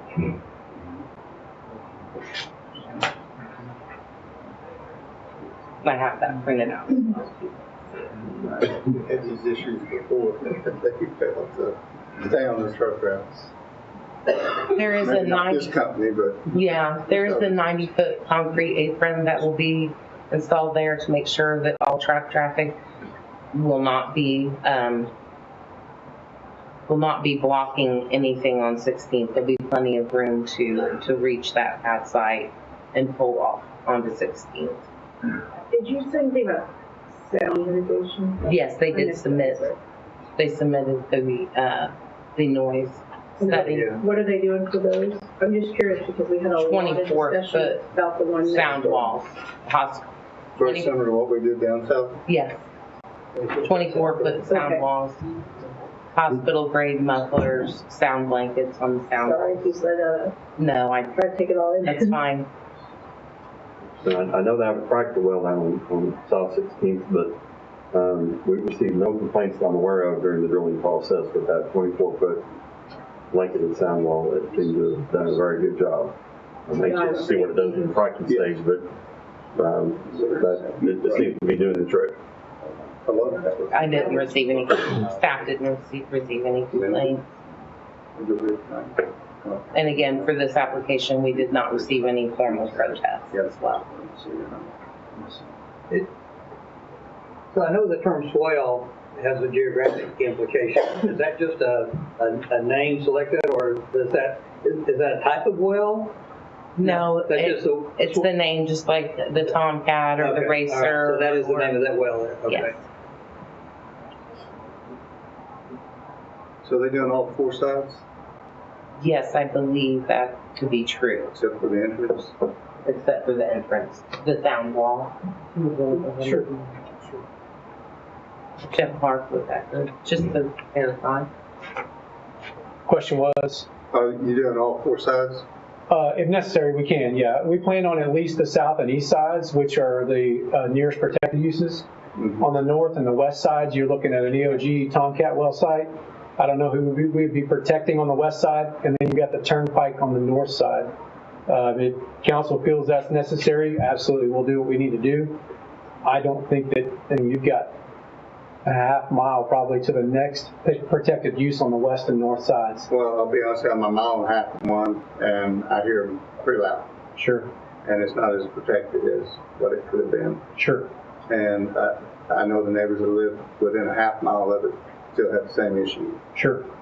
And it's basically the compressors. Sure. That are making the most of it. I will point out one other, or maybe a couple other. Sound mitigation on having blanketed walls on the inside, whether it be on the south and east side, is also, it's not going to be like the Tomcat where you've got a sound amplification with connexes sitting out there, okay? So the other point to be made here is we're in elevation, we're about 12 foot taller, 10 to 12 foot taller than the road level, and even the protected use on the east side. So by the time you get to ground elevation where the well site is, in addition to the 24-foot sound walls on the south and east sides, you're looking at probably somewhere in the neighborhood of a 10 decibel difference what you experience or what the landowner's protected uses experience with the Tomcat. I wasn't around for the Tomcat, but it's going to be significant. But again, obviously it's your judgment. You do have the turnpike in between our well site and any kind of protected use there, so that's also going to act as a sound barrier as well. So I feel much more comfortable with at least east, west, and south though. East, west, south. I think so. Yeah. I don't know what's the closest property on the other side of the turnpike, but I would guess that's pretty safe. But that's Orbis McMahon's property. I don't think he cares either. No, I'm just speaking. That's Gordon's property. Yeah. Okay, Gordon, come on now. I was just going to say, we got a lot of feedback from people to the south from the other one. And I really think based on how much feedback we got, we really need it on 3 sides. Sure. If the council doesn't mind, I'd like it on 4 because I'm the north. And I am a quarter mile away from it. But where you're higher, it runs down across my pasture. Gotcha. And into his house. Gordon or Orvis, we have to say walls. They both, they swing pretty heavy hammers, so Well, I can't agree, I can't disagree with I know you. that's no small thing to you all. I mean, we make a little bit of light, but we really have valued those who put up the curtains. Sure. And they work, but our citizens have asked us for 5 years to do everything that we can to mitigate noise, and so. For the record, I think, Janae may know better than me, but I think, so the minimum sound wall is a 16-footer, and we've chosen to take the high ground here and go with a 24-foot wall. So something to note to council, we did include that in this permit. I don't know what our plan is going forward. I can't answer that question, but I think in heavily populated areas, I think it makes sense to go the 24-foot. In some of the rural, less populated areas, we may adjust our MO going forward to the 16 where it makes sense. I guess my question is on the completion of the well. You'll be using downhole pumps or compressors to get the product out? At some point, they will go to compression, but the good thing about the Woodford is downhole pumps work very well and they naturally flow for quite some time as well. So every well goes to compression at some point, especially in this area. I'm just worried, the blades on the compressors is what generates the majority of the noise, and how y'all's going to alleviate that later on down the line after completion is done. Sure.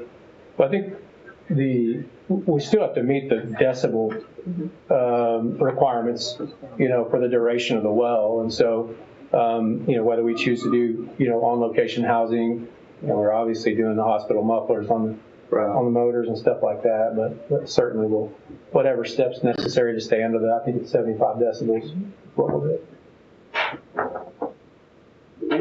What is the average truck traffic for one well? What kind of studies do you have on that traffic? From what kind of traffic? Yeah, like how many trips, how many trucks? What is that? I mean, how do you describe that?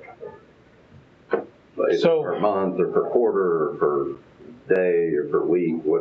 Explain that to me as far as the traffic. So I think a study would have to be very reactionary. It's based on the production of the wells. Okay. So we know these are Woodford wells. We have an anticipated production volume, an IP. Yeah. But every well acts differently, acts independently. So what we might see is the average on one well. The adjacent well could be hundreds. If you're on a per month basis, hundreds of trucks less or more. And we're talking about 3. I'm sorry? 3, we're talking about 3. 3 wells on this pad, yes. And we're talking about 76 where they're going to do construction. We also have school buses coming up and down. What about the timing of those trucks? Are they on a certain schedule on certain days, certain hours? They run at 2 o'clock in the morning only? I mean, what does that look like? 24 hours a day, 7 days a week until as the production of the wells drop, and that affects the traffic there. Obviously, the traffic is front-loaded for the drilling and moving into the rig and the operation of the rig. Completion during the fracking probably exceeds drilling. And then after in this particular instance, you're looking at about a 90-day span where there's going to be heavy traffic, what I would consider to be heavy traffic. That's a relative term. After that, then you're looking at oil trucks coming in and the pumper trucks that come in. And again, that's based on production. They're end to end. Yeah, there you go. Orvis said it best. Hopefully they're end to end. So as far as your question was about studies. I don't know that we have any available studies on maybe averages. We get asked all the time, well, how long is this well going to be here? Well, there's no way of forecasting how long these wells will be here either. It depends on pressures and volumes and reserves and a whole lot of different scientific factors. So, and to be honest with you, we're so early in the game on horizontal drilling. These multi-unit wells, this will be a 2 mile, all these 3 wells will be 2 mile wells. So that's another factor in the length of the longevity of production is how long is the lateral, how long is the horizontal well. So in our efforts to reduce footprint, and this is what we did, and one more point, this is what we did. We studied the entire outer edges of our operated units. So this is the south end of Section 9. This is an operated unit for us. We will drill the minerals under Section 9. It'll also go another mile north into Section 4. We've looked extensively for months at possible oil and gas well site locations that are a reduced footprint, minimizing our footprint, at the same time keeping our setbacks from nearest protected uses. And believe it or not, this location is the most viable location and the furthest setback from any home possible on our 2 operated units in Section 9 and 4. So we were able to get an encroachment waiver, liability waiver from the Davises, Jonathan and Heather Davis. Great people. And so this is as good as it gets for our 2 operated units as far as small footprint and protecting the citizens, the residents of the city of Newcastle. So eventually, I know like EOG ran a bunch of lines, saltwater lines as well as petroleum lines and gas lines to tie everything together and circulate it. Are y'all looking at doing that eventually, or how y'all going to get that product? Is you just strictly going to be trucked out, the product? So for oil, oil's got to, makes the most sense. There's not an oil system readily available in this area. Gas and produced water, yes.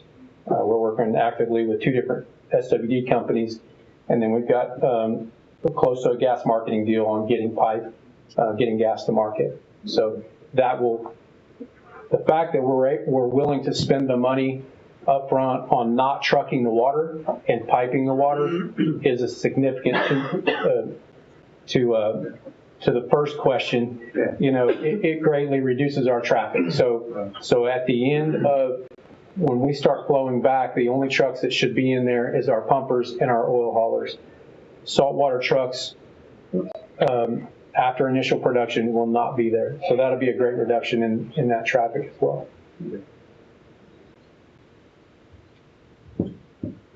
Any council questions for Mr. Clark? I appreciate the 24-foot walls to the extent that you use them. Absolutely, sure. Sure. I've seen multiple times that they work well. Yeah. Well, the blankets make all the difference. It really doesn't sound very well. Just kind of set the bar for what we'll expect from now on. Don't point the finger at me. Might get in trouble with other operators on that deal. That's okay. Yeah. Thank you, guys. Thank you. Is there any public comment concerning this agenda item?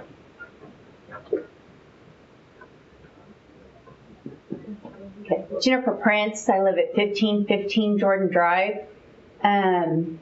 One of the concerns I have that they haven't mentioned at all is, so from the Tomcat, whatever they did when they built their pad, changed the floodwater plane, it changed the direction the water flows, so my back 2.5 floods pretty much anytime it rains.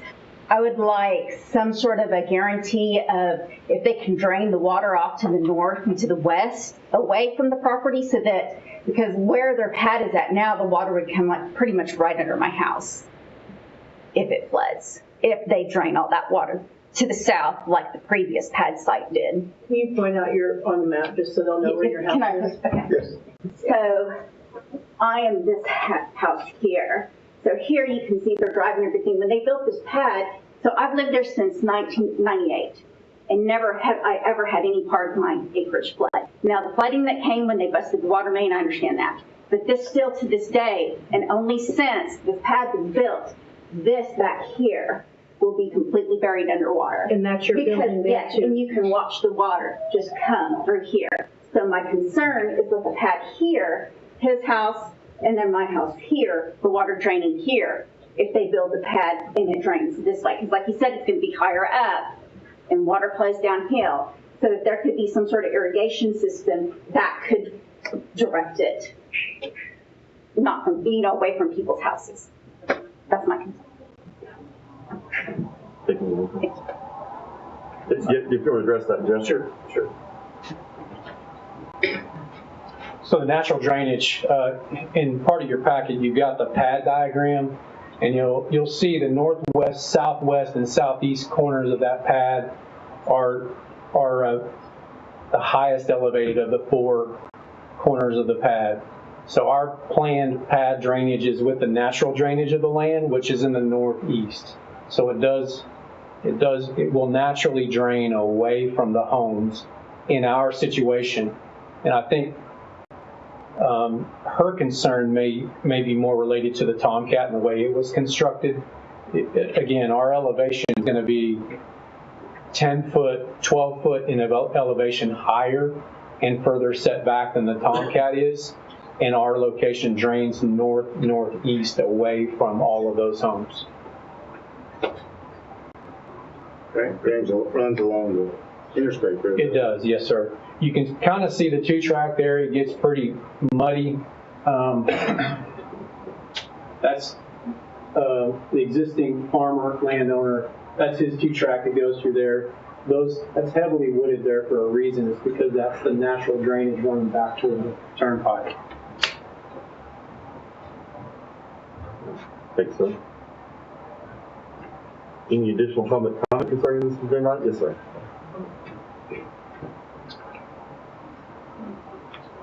Jake Sawatsky, 1208 activist court.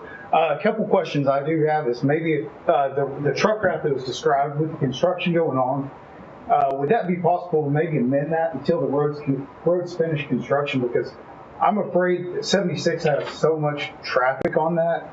The one thing I'm worried about is the amount of traffic congestion and traffic collisions. Because we don't have an improved shoulder, trucks are going to have to take wider turns to go back north.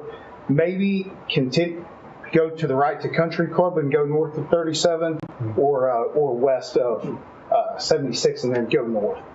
I know it's going to be rougher on those roads, but I think especially during the time that this construction going on 76, I think it would probably be a good recommendation to look at something like that. And that's all I've got. That's just a recommendation I would make while the construction's going through.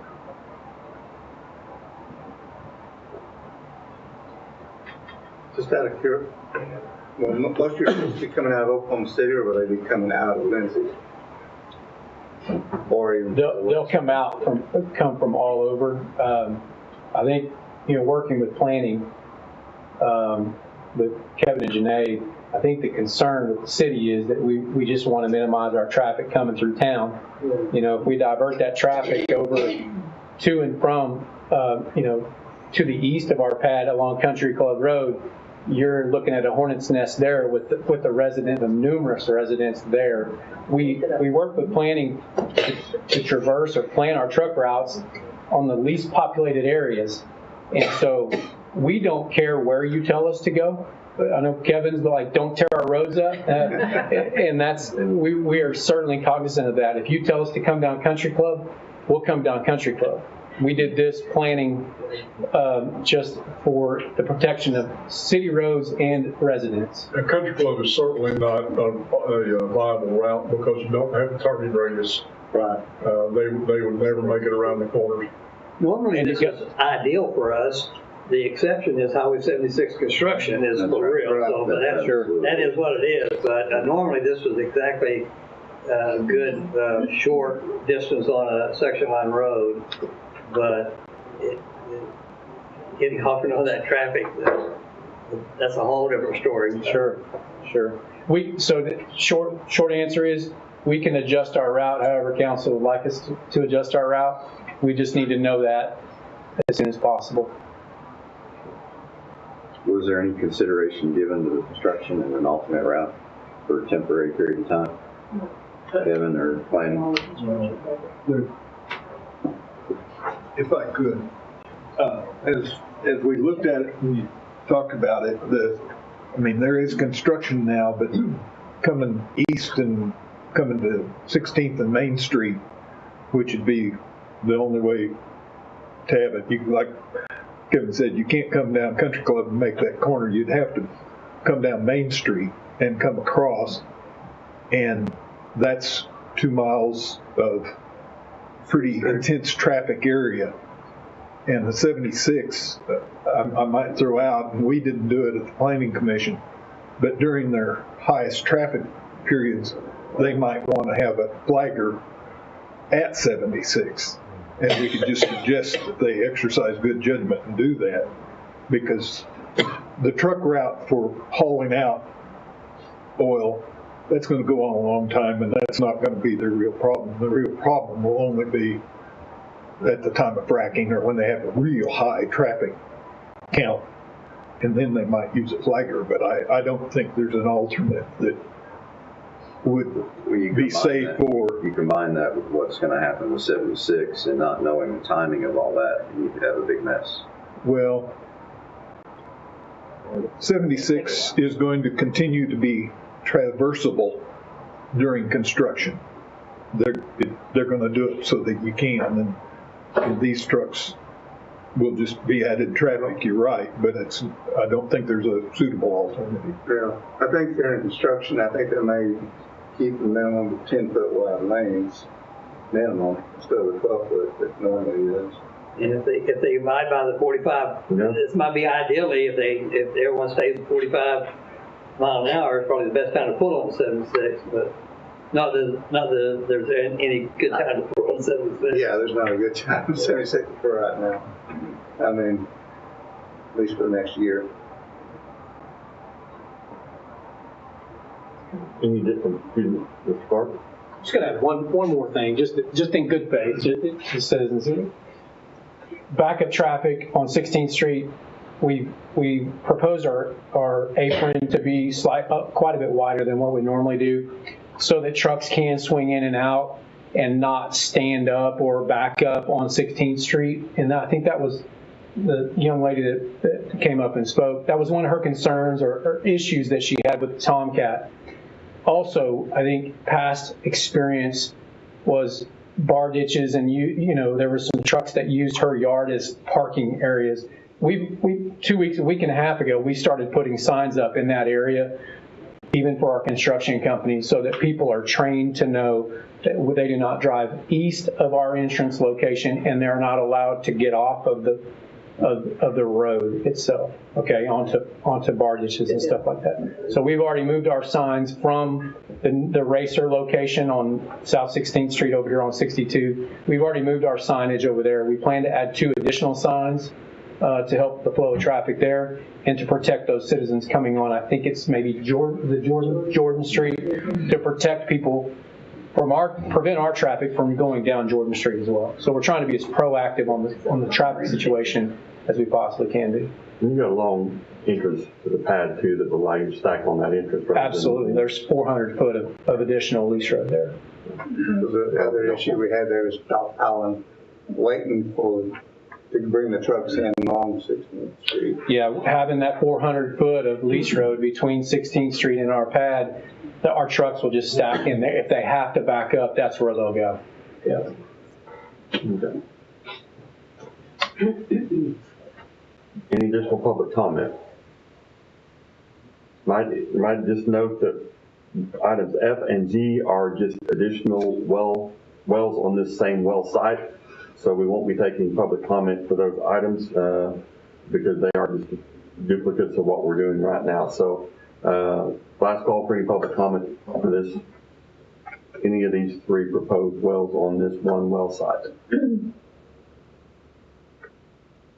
All right. Close public comment. Is there any additional comments from council or questions from the applicant or staff?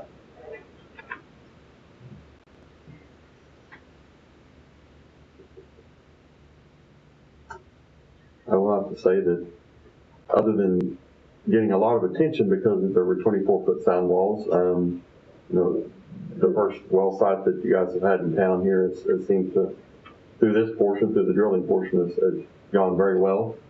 far as for lack of complaints, no issues that have come to mind in the city that I know of. We do appreciate that. So. And we're not all experts, but our people wish we were more, but looks like a lot of work went into sound testing, ambient testing. A lot of data was provided to us, so I appreciate that.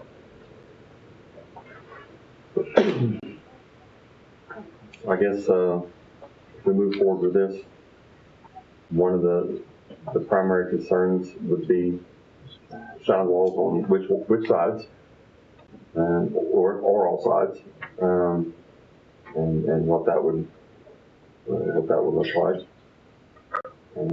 What was the last thing Gordon mentioned that they didn't address? He was talking about the truck traffic on 76. Oh, truck traffic. Also, I do want to mention that the reduced setback waiver is part of that as well. And then the sound wall on all sides, I believe on Southwest 16th, it was the 3 sides. Yeah. There was not one in the front of the well, abutting 16th. Yeah. There's a partial. It's partial. It's partial. It is partial. It's just the entrance. Just the entrance is open. Just the entrance is open. That is correct. If I could, and I just talked to, I'm sorry, I forgot his name. I'm sorry. Mr. Clark. On the north side, where I asked for consideration of asking for the sound wall, I mean, it is the turnpike there, but they're going to be high enough, the sound will shoot down. But a 16-foot would probably take care of that because it's a quarter mile away, and if they catch the bass noise, I'm okay. All right. Any other? Okay. Entertain a motion. I'll try if I can do it. Well, so recommendation for agenda item 8E, sound walls. Are we going to say on all sides, or I mean, how do you? I would say all 4 sides. All sound walls with 24 foot on all 4 sides. And that we recognize that there's the letter accepting the shorter setback, or no, I say that to me. There's a waiver, signed waiver from the affected property owner to the east for the reduced setback. For the reduced setback. And we'd be okay with 16 on both sides? I don't know. It's up to you guys. I'll say that if that's what you want. Oh, it's cheaper to put up a shorter wall than a long wall while they're doing all the walls. Yeah, that's what I want to I think just keep it 24. Okay, as I said it then. Okay. Also, flagging. Yeah, flagger. Oh, and a flagger at the beginning with high traffic on 76 if necessary. Move in and out. Move in and out. With high, yeah. High traffic. Do we need flagger at the intersection where we pull in? 16th? They do have a long, there's a long drive. I mean, I don't think there's enough traffic on 16th. I just don't know if they're, I guess they call it the entrance is apron. The apron is tapered enough. Oh, I think they're building. 90 feet. Yeah, 90 foot. That should be more than adequate to get it going in there and off the road.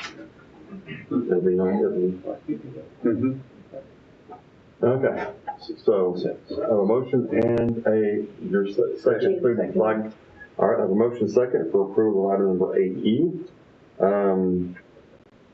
Requiring a 24-foot sign wall on all sides with the exception of the entrance.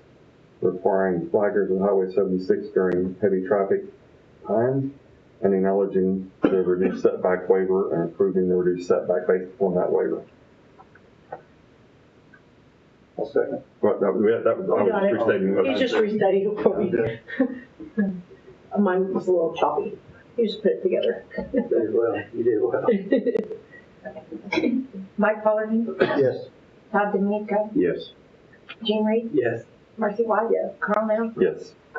Item number 8F, public hearing, discussion, and possible action on planning commission recommendation to approve an application for use permit and review for conditional use permit for oil and gas drilling and production for 5C Farm Group LLC, Eckert Energy, Swale 9X4-9N-4W, 2WHX, located on a 3.99 acre pad site on the southwest border of the southwest border, Section 9, Township 9 North, Range 4 West Indian Meridian, McLean County, Oklahoma. Property address 0.12 mile east of North Rockwell on Northwest 16th Street, Newcastle, Oklahoma. Case number UPOR 2025-003. Yep, well, I'm gonna say I'm gonna, motion to approve agenda item 8F with the same three stipulations that we had on 8E. 1, 2, 3 stipulations. Is that okay? Yes, ma'am. Okay. Second. Motion second for approval of item number 8F with identical stipulations. Mike Fullerton, Yes. Todd DeMeco, Yes. Gene Reed, Yes. Marcy White, yes, Carl Nell. Yes. Item number 8G, public hearing, discussion of possible action on planning commission recommendation to approve an application for East Meridian Review for conditional use permit for oil and gas drilling and production for 5C Farms Group, LLC, Acrid Energy, Swale 9X4-9N-4W, 3WHX, located on the 3.99 acre pad site on the southwest border of the southwest border, Section 9, Township 9 North, Range 4 West Indian Meridian, McLean County, Oklahoma. Property address, property location 1.12 mile east of North Rockwell on Northwest 16th Street, Newcastle, Oklahoma. Case number UPOR 2025-004. Motion to approve agenda item 8G with the same stipulations as 8E and F. Second. Motion second for approval of item number 8G with same identical stipulations. Mike Fullerton, Yes. Todd DeMeco, Yes. Gene Reed, Yes. Marcy White, yes, Carl Nell. Yes. Item number 11, discussion of possible action on adoption of resolution number 2025-03 regarding Oklahoma Turnpike Authority OTA Turnpike Extension Project. This is basically the resolution that OTA has requested the city to provide in cooperation with them, an agreement with them on the east-west connector that will be coming into the city of Newcastle from the east, connecting at Highway 37 and I-44. Some of the changes that we did make on that was the cost associated with the service roads that will be constructed on the east and west side. They had written it to begin with that indicated that Newcastle would have some sort of cost in the construction of those and maintenance cost after this is completed. Typically, the city has always accepted the maintenance of service roads currently with what we have currently. So we did get that corrected, that Newcastle will not be paying for any kind of construction of these service roads or any other road for that matter, but we will accept responsibility for the maintenance of service roads once construction is finished. And also they will be paying for portions. That reads a little bit different as well. Some, if you can look at that and think, well, they're only going to pay for a certain part. Well, they are in some respects of the relocation of utilities. But there are pieces of, for example, the relocation of what will be the Tri-City sewer main. Right now, it's a 10-inch sewer main that goes underneath I-44. They will pay for whatever that bore length is currently. They'll do that replacement bore. They'll also pay for a 10-inch line, but we want to upsize that line, so we would be responsible. Therefore, they'd be paying for a portion of that cost. So, but most of the utility relocation will be on them at their cost to replace, relocate, because most of that we are not upsizing. We're not.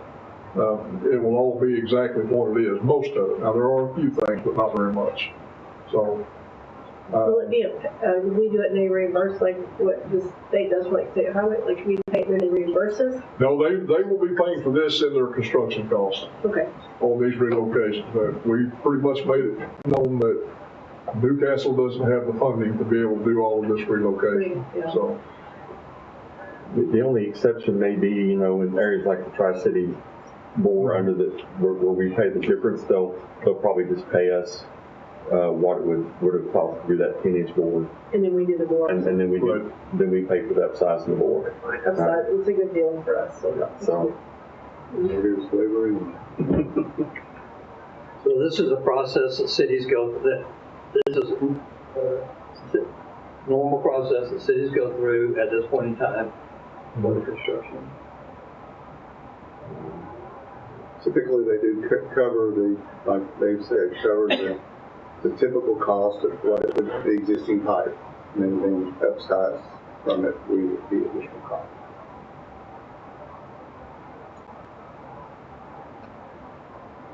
Now, another piece of that too is the Oklahoma City booster station that we currently have over on Ford. They will pay for the relocation of that booster station for the current pump size. We're going to upsize those pumps. So of course that will be on the city of Newcastle, but because they are, you know, right now those pumps are not where they should be as far as size and PSI and GPM. So we're going to upsize that as we go along.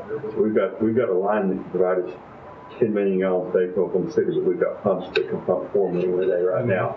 So we're going to upsize those pumps to be able to take advantage of the full 10 million capacity. Sure.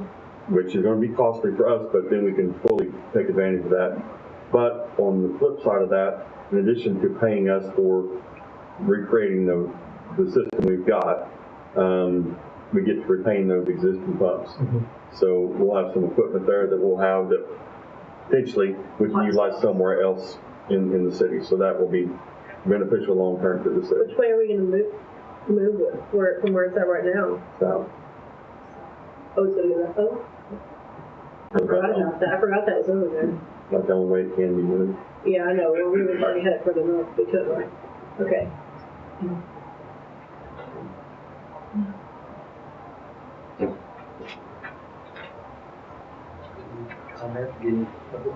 I'll take some public comment. Any other questions, comments? No, we need traffic relief. So.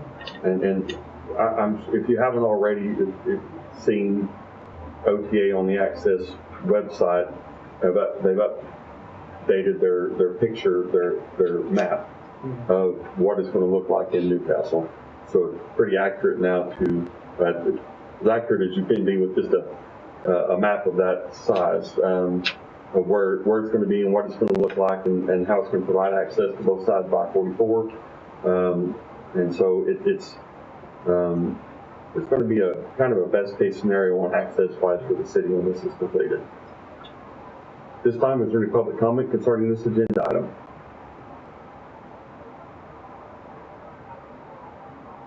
All right.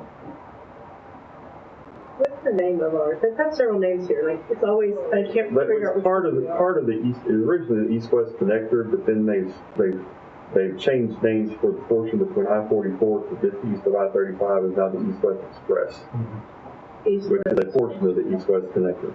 Okay. Yeah. It's not what you think it is when you first look at it. That's us, and it's not. It's not the Tri-City Connector, right? It is not. Yeah, and that's when I was looking last time. I thought that's not it. Okay. It's a lot of yellow lanes. Okay. That's a lot of stuff going on there. Okay.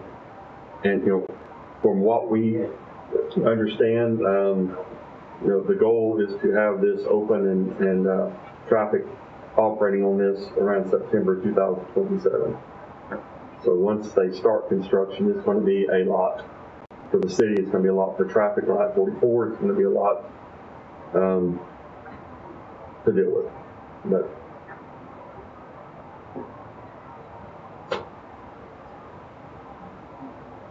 any questions or comments? Entertain a motion. I'll make a motion to approve agenda item 11. Second. Motion second for approval of agenda item number 11. Mike Fullerton. Yes. Todd DeMico. Yes. Jean Reed. Yes. Marcy White. Yes. Item number 12, discussion of possible action on approval of billboard agreement for the Newcastle sports complex. We just had a little bit of language to this agreement with the company that has billboard. The billboard's been on site out there for several years, multiple years, and the monies that are generated by that billboard for the city actually go to the sports organization, which was NASA. Of course, we approved that. It changed over. Can't even remember the name. Newcastle Youth Baseball something. Anyway, the monies from that billboard will still be given to them for youth sports. And I think we're still at 2,500. Is that correct? That's correct. Yeah, which is what we were getting anyway. It's basically a renewal, but there was some language changes that, city attorney helped with, and him and Jeanette worked on this and got it sorted out, so.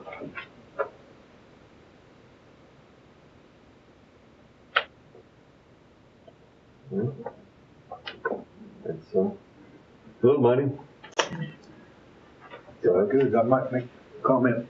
I think the legal, or the location description is wrong.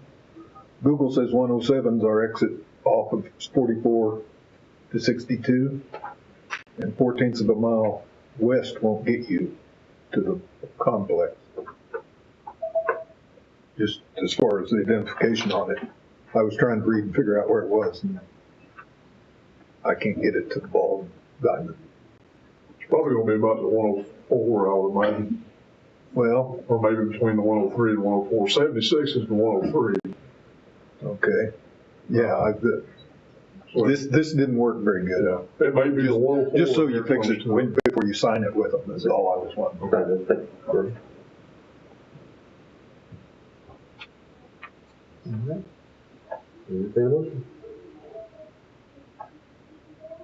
Make a motion to approve agenda item 12.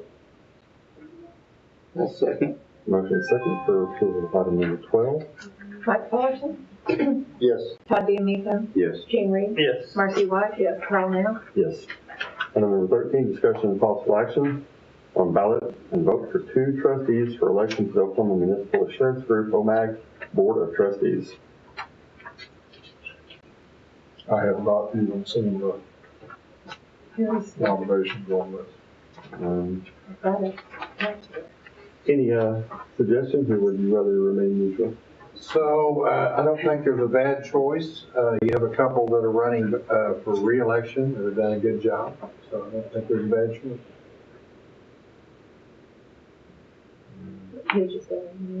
And 440. Jeff does work closely with these individuals, and so I believe, for me anyway, what his thoughts hold quite a bit of weight on my perspective. If the incumbents have done an admirable job, I would have no issue with moving forward with them. One motion or separate? One motion or two?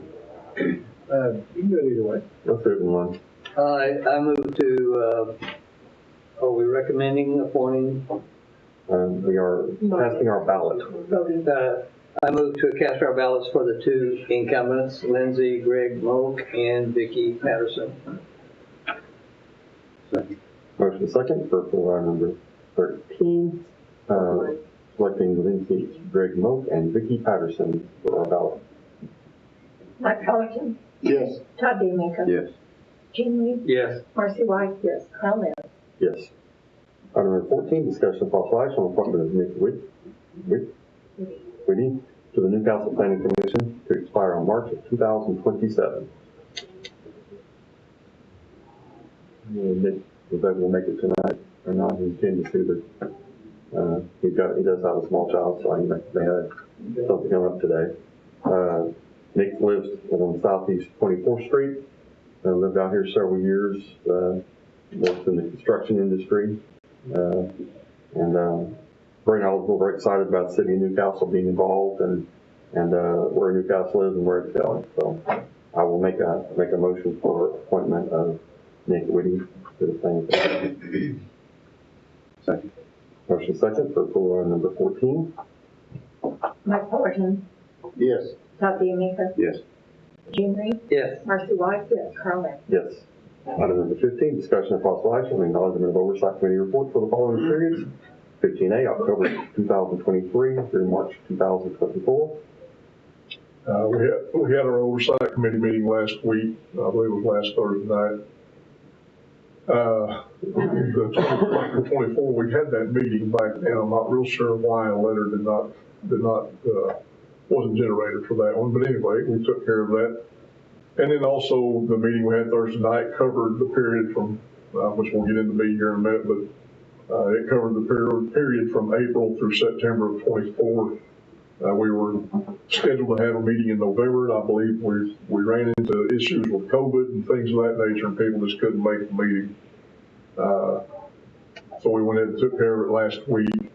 This next go around, we will have a meeting in July. It's already been set, and we will cover a 9-month period from October 24th through June 30th and be back on a fiscal year process. The oversight committee did approve the expenditures that were made on 30 and 70% of the half-cent tax. So we will need an acknowledgement motion on each one of these? Yes. I move to approve the committee report for October 2023 through March 2024, 15A. Second. Motion second for approval of item number 15A. Mike Fullerton, Yes. Todd DeMico, Yes. Gene Reed, Yes. Marcy White, Carl Nell. Yes. Item number 15B. Move to approve item 15B. Second. Motion second for approval of item number 15B. Mike Fullerton, Yes. Todd DeMico. Yes. Gene Reed. Yes. Marcy White. Yes. Carl Nell. Yes. And may the record reflect our appreciation for this board and those who serve, and for Mr. Petty for chairing it. Last time. What? Last time. It was last week. Was it? Yeah. He stepped it off. You've been on a while. Yes. You've done well. Item number 16, discussion and possible action to schedule a special workshop meeting on a date certain, considering May 19th or 20th, for discussion of the 2025-2026 municipal budget, including all boards and commissions. This will be, of course, for our budget workshop that we do every year with council, and give council opportunity to ask questions, give recommendations, whatever we may need to do.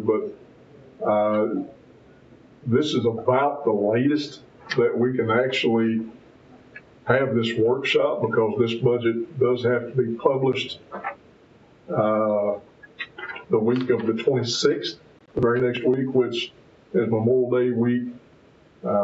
So it will be sent to the paper on the 27th, and then it'll be come out of the paper on May 28th.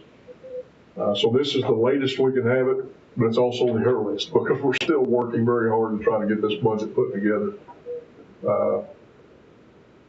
So either one of those days work for staff, just whatever council. Hopefully this works for all the council members, May 19th or 20th, 6 o'clock, probably a couple hour workshop. Monday always works for me, but I'm open probably every day. Monday works for me, and gives us a fallback plan if something changes close to that Keep time. Tuesday open. Yep. That sounds good. We'll shoot for Monday then. But don't give up. Very good. I will make a motion to have a special workshop for municipal budget on Monday, the 19th of May at 6 o'clock in the evening. What? That's planning commission night. Oh, Yeah, the 19th. whatever.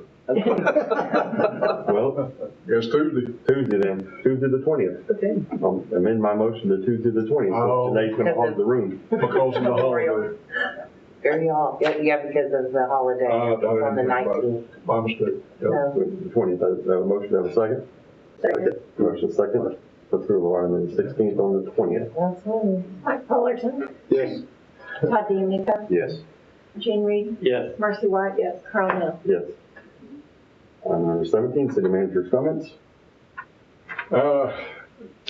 Basically, just strictly budget is all we have been working on for the last couple of weeks. We've met with every single department head. They've given us their wish list, and all of that has been put into the budget, and now the cutting commences. So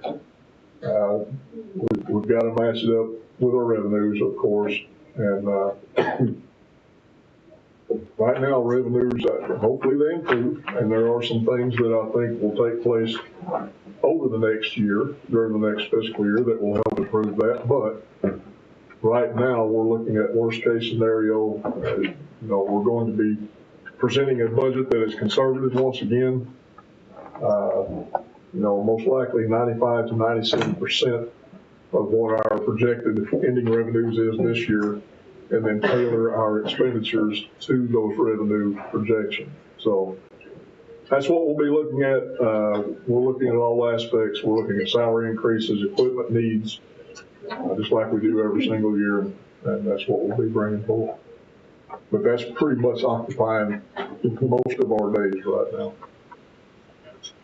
Yeah, Kevin does a really good job on budget. It's not something that I assure you is thrown together. It is well thought out. That's why Jeannie ran off tonight. That enough of Kevin, huh? All righty. Thank you, sir. Item number 18, council member comments. I got a couple of people who contacted me. I know it's not our project. I know it's not our responsibility, but some people commented about how they said since they started clearing and grubbing, they dropped the deep ravines, and they were kind of curious if we were going to put up, if the contractors were going to be putting up some barrier along those edges. Let me call ODOT tomorrow, because me and my wife go through there last night. We were talking about that exact same thing. That has to be a 20-foot drop, 3 foot, 4 foot off the roadway. Yep. So I will make a call on that, see what they're going to do. Very good. I guess they have been there all along. They've been covered up by trees, but Yeah, they just there are some valleys in there. didn't realize how deep it is until they clear and grub. Yeah. We'll look into that. I've talked to you, but I haven't talked about it at council before, but my concerns about our homeless camp, I understand there was an explosion, maybe, and a fire last night there. Throw it on Facebook, give us. I have no idea. I didn't see it on Facebook, I heard from people, but, I was at my bank at 7:30 in the morning, and they're walking in front of my car going through there, getting cash out. It's not safe. And I saw him chasing cars in the parking lot at Walmart. Like, to me, I don't care if the property owner's okay with him being there. It's not residential. And the only reason I didn't really flip out getting cash out at my bank was because my husband was with me. But it's not safe to have that right there at all. And that's the second time there's been a fire there. There was a fire that's the super windy Friday. There was a fire there that day too. There wasn't fire. Okay. I was there. Okay, I understood. My daughter was at the bank and told me they said inside True Sky that there was. It was a grill. It was a grill that they had fired up trying to cook something, but it was not a fire. The problem, and I understand what you're saying, but the problem that we have right there is we can't go on private property except which we are looking into, and I spoke with Janae about this and Kevin. The only way that we can address the issues down there is trash, which they're doing, and we address that with the property owner himself. So we understand you don't want to remove them from your property. You're okay if they're there. However, they're causing a trash pile up back there, and just a lot of different things that are related to code. Therefore, we're going to talk to you and come to you about code issues until you get something done about it. Well, isn't it a code issue that he has a resident living on commercial property? Well, I mean, he can let anybody stay on his property that he wants to. It's not a resident per se. I mean, it's Is there some health issue that we can go? I mean, if there's no DEQ should be all over this because they don't have a bathroom there. Well, I mean, unless they're going to the very possible they're going to the two store. locations. Yeah, I mean, stores. I don't know. It's just I get a lot of complaints about that. Very disconcerting at 7 in the morning getting cash out at my bank, and literally I have a picture of him right in front of my car at 7 a.m. Any thoughts on this, Jeff? Yeah, these are tough issues. I agree. Ideally, if we had the property owner cooperating with us, it would make it a lot easier. Since they're not, then you are kind of relegated to health and safety issues, DEQ, those types of things. And I think you can enforce trash and those types of issues against the property owner himself. Maybe that'd be a motivation for you to try to clean that up a little bit. But, you know, it's I noticed he's got a for sale sign on the property. I know. I saw that too, and I thought, nobody's going to want to buy that. You've got that little camp back there. Well, he has now for what, 18 months, 2 years? Had the for sale sign up? Yeah. I don't know. It's just, I'm hearing from a lot of people, but I didn't see it on Facebook at all. Actually, someone told me they heard that something exploded and there was a fire there last night, but I wasn't there. I didn't see it, but I heard that from other people. So it's just concerning to me, and it's when you've got a bank right there, it's just it's not safe. Have y'all made contact with the? Kevin talked to him on. Can you give just a quick report on what was discussed? Yes. So it was an email, Kevin Hageberg, senior planner, email and phone call. The initial conversation was what we exactly went through last year with you need to trespass your unauthorized habitants and have them removed, come in and clean up the property. We had that exact same conversation, I believe it was last week or the week before, and he said he's going to handle it. And here we are about a week and a half later. So I was just talking to Janae, we'll issue the letter. And so that will kind of work us towards any type of abatement processes. And at the same time, we can review those health standards that might apply to the situation as well. Very good. Thanks, sir. Thank you. Any more council comments? I do want to welcome Todd. Thank you, Carl. I know exactly how exciting these meetings can be. Yep. Well, I appreciate that, and I appreciate everybody who's helped make the transition for me over the past week and that's reached out, and it's been a really smooth transition from IT to everything, so I appreciate that. It's nice to meet you all this evening. I haven't met you already. Very, very good. I'm sure Amber will make it a point to be here at all meetings moving forward. Yeah, spouses have to sit through the whole thing. This is probably the one. Right. This is probably the one. I invite my wife every week. I know. Well, I'm just trying to set the bar so you can go home and you can try. Friendly advice, don't go home and be like, no, they're done. By the time you get home, they don't want to hear about it that way. You have to wait for the next day. The little one was done a long time ago. He's probably over in the library. Yeah. Only thing I can say is, if you have a question about anything, reach out to Kevin, reach out to staff. If you want to know what our water plant looks like, they'll show you. Yeah. If you want to know the tour of one of the finest sewer plants in the state getting ready to open, we'll get you one. I mean, don't ever feel like there's a question that's unanswered, because staff, I know, and myself, we'll be willing to answer any question or get you as knowledgeable about everything in the city of Newcastle as we possibly can. Great. Yeah. There's a lot going on. There's a lot. They've been fantastic. I've been reaching out to Kevin frequently already. He did a grand tour for me, and I did not know all the things I did not know when he took me around. And you still learn, but I was so much more comfortable after taking a tour of a bunch of stuff, because I had no idea the elements that would be, you would need to know about, or what's around town. I had no idea. And then I make it a point to drive through all the neighborhoods, because I haven't done that either. All right, very good. Anything else? Motion to adjourn. Number 19. Motion to adjourn. Did he make the motion to adjourn? He's a fast learner. Trying to have a motion to adjourn. And did we all second it? Second for adjournment. All in favor say aye. Aye. Any opposed? We are adjourned. Your first meeting's the longest we've had.